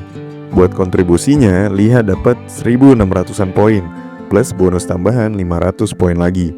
Lee-ha dan temannya masuk ke tenda Panglima, ngelapor kalau pasukan khusus udah balik dengan misi sukses. Peiwu sambil ngangkat tangan nyambut nanya kabar Lee-ha. Lee-ha cuma garu-garu kepala lalu dengar Peiwu ngomong kalau karena reputasi Lee-ha mereka jadi gampang masuk ke area itu. Tapi Lee-ha jawab kalau dia cuma nyelesain quest yang jadi tanggung jawabnya aja. Kit yang berdiri di sebelahnya langsung tanya berapa poin yang udah dikumpulin. Lee-ha cuma ngeluh pelan terus bilang poinnya cukup lah, tapi nggak mau jawab pasti. Kit penasaran. Lee-ha malah nyengir, keluarin lidah ke arah Ki Jong, terus nyombong kalau poin dia 3 kali lipat lebih banyak. Ki Jong yang dengar itu heran, mikir kenapa Lee-ha kelakuannya kayak bocah. Salah satu dari mereka langsung tepuk tangan buat narik perhatian. Katanya kalau udah pada saling sapa, sekarang waktunya fokus. Grenville ngeliat ke penasehatnya dan nyuruh mulai briefing. Di depan papan taktik, penasehat ngasih laporan kalau pasukan Vibil sekarang ada sekitar 1.600-an prajurit dan tinggal 2 benteng lagi sebelum sampai ke ibu kota Minute. Wajahnya kelihatan serius banget. Grenville mikir 2 benteng lagi dan mereka bisa masuk ke ibu kota. Dalam bayangannya, dia ngelihat jumlah pasukan musuh di dalam ibu kota sekitar 1.200.000 orang. Banyak, tapi tetap kalah jumlah dibanding pasukan Vibil dan sekutunya. Dengan nada yakin, Grenville bilang gak ada lagi yang bisa ngalangin mereka. Begitu logistik tiba, serangan besar bakal dimulai. Di luar tenda, Ki Jong ngomong soal keluarga Ramlong yang ternyata luar biasa. Lee-ha bingung maksudnya. Ki Jong bayangin wajah Hwayon dan bilang kalau semua rencana ini bisa jalan karena bantuan tepat waktu dari Hwayon. Dia sempat kaget juga sih, anak keluarga kaya bisa ngelakuin hal kayak gini. Lee-ha jawab kalau Hwayon dan Ron emang beraksi banget. Pas denger itu, Ki Jong masih nggak percaya 2 orang itu bisa kerjasama. Tapi Lee-ha santai bilang kalau Byul Cho juga bukan petarung lemah. Lee-ha terus ngelihat ke langit yang mulai gelap, nanya ke Ki Jong apakah perang ini bakal diakhiri dengan kemenangan Vibil. Malam makin larut, bulan udah nongol. Lee-ha duduk sendiri di atas kotak, mulai mikir-mikir sendiri. Dalam hati, Lee-ha ngerasa agak khawatir karena semuanya kayak terlalu gampang. Ingat batu yang hancur, pikiran Lee-ha makin gak tenang. Batu fondasi itu ngebekas banget di pikirannya.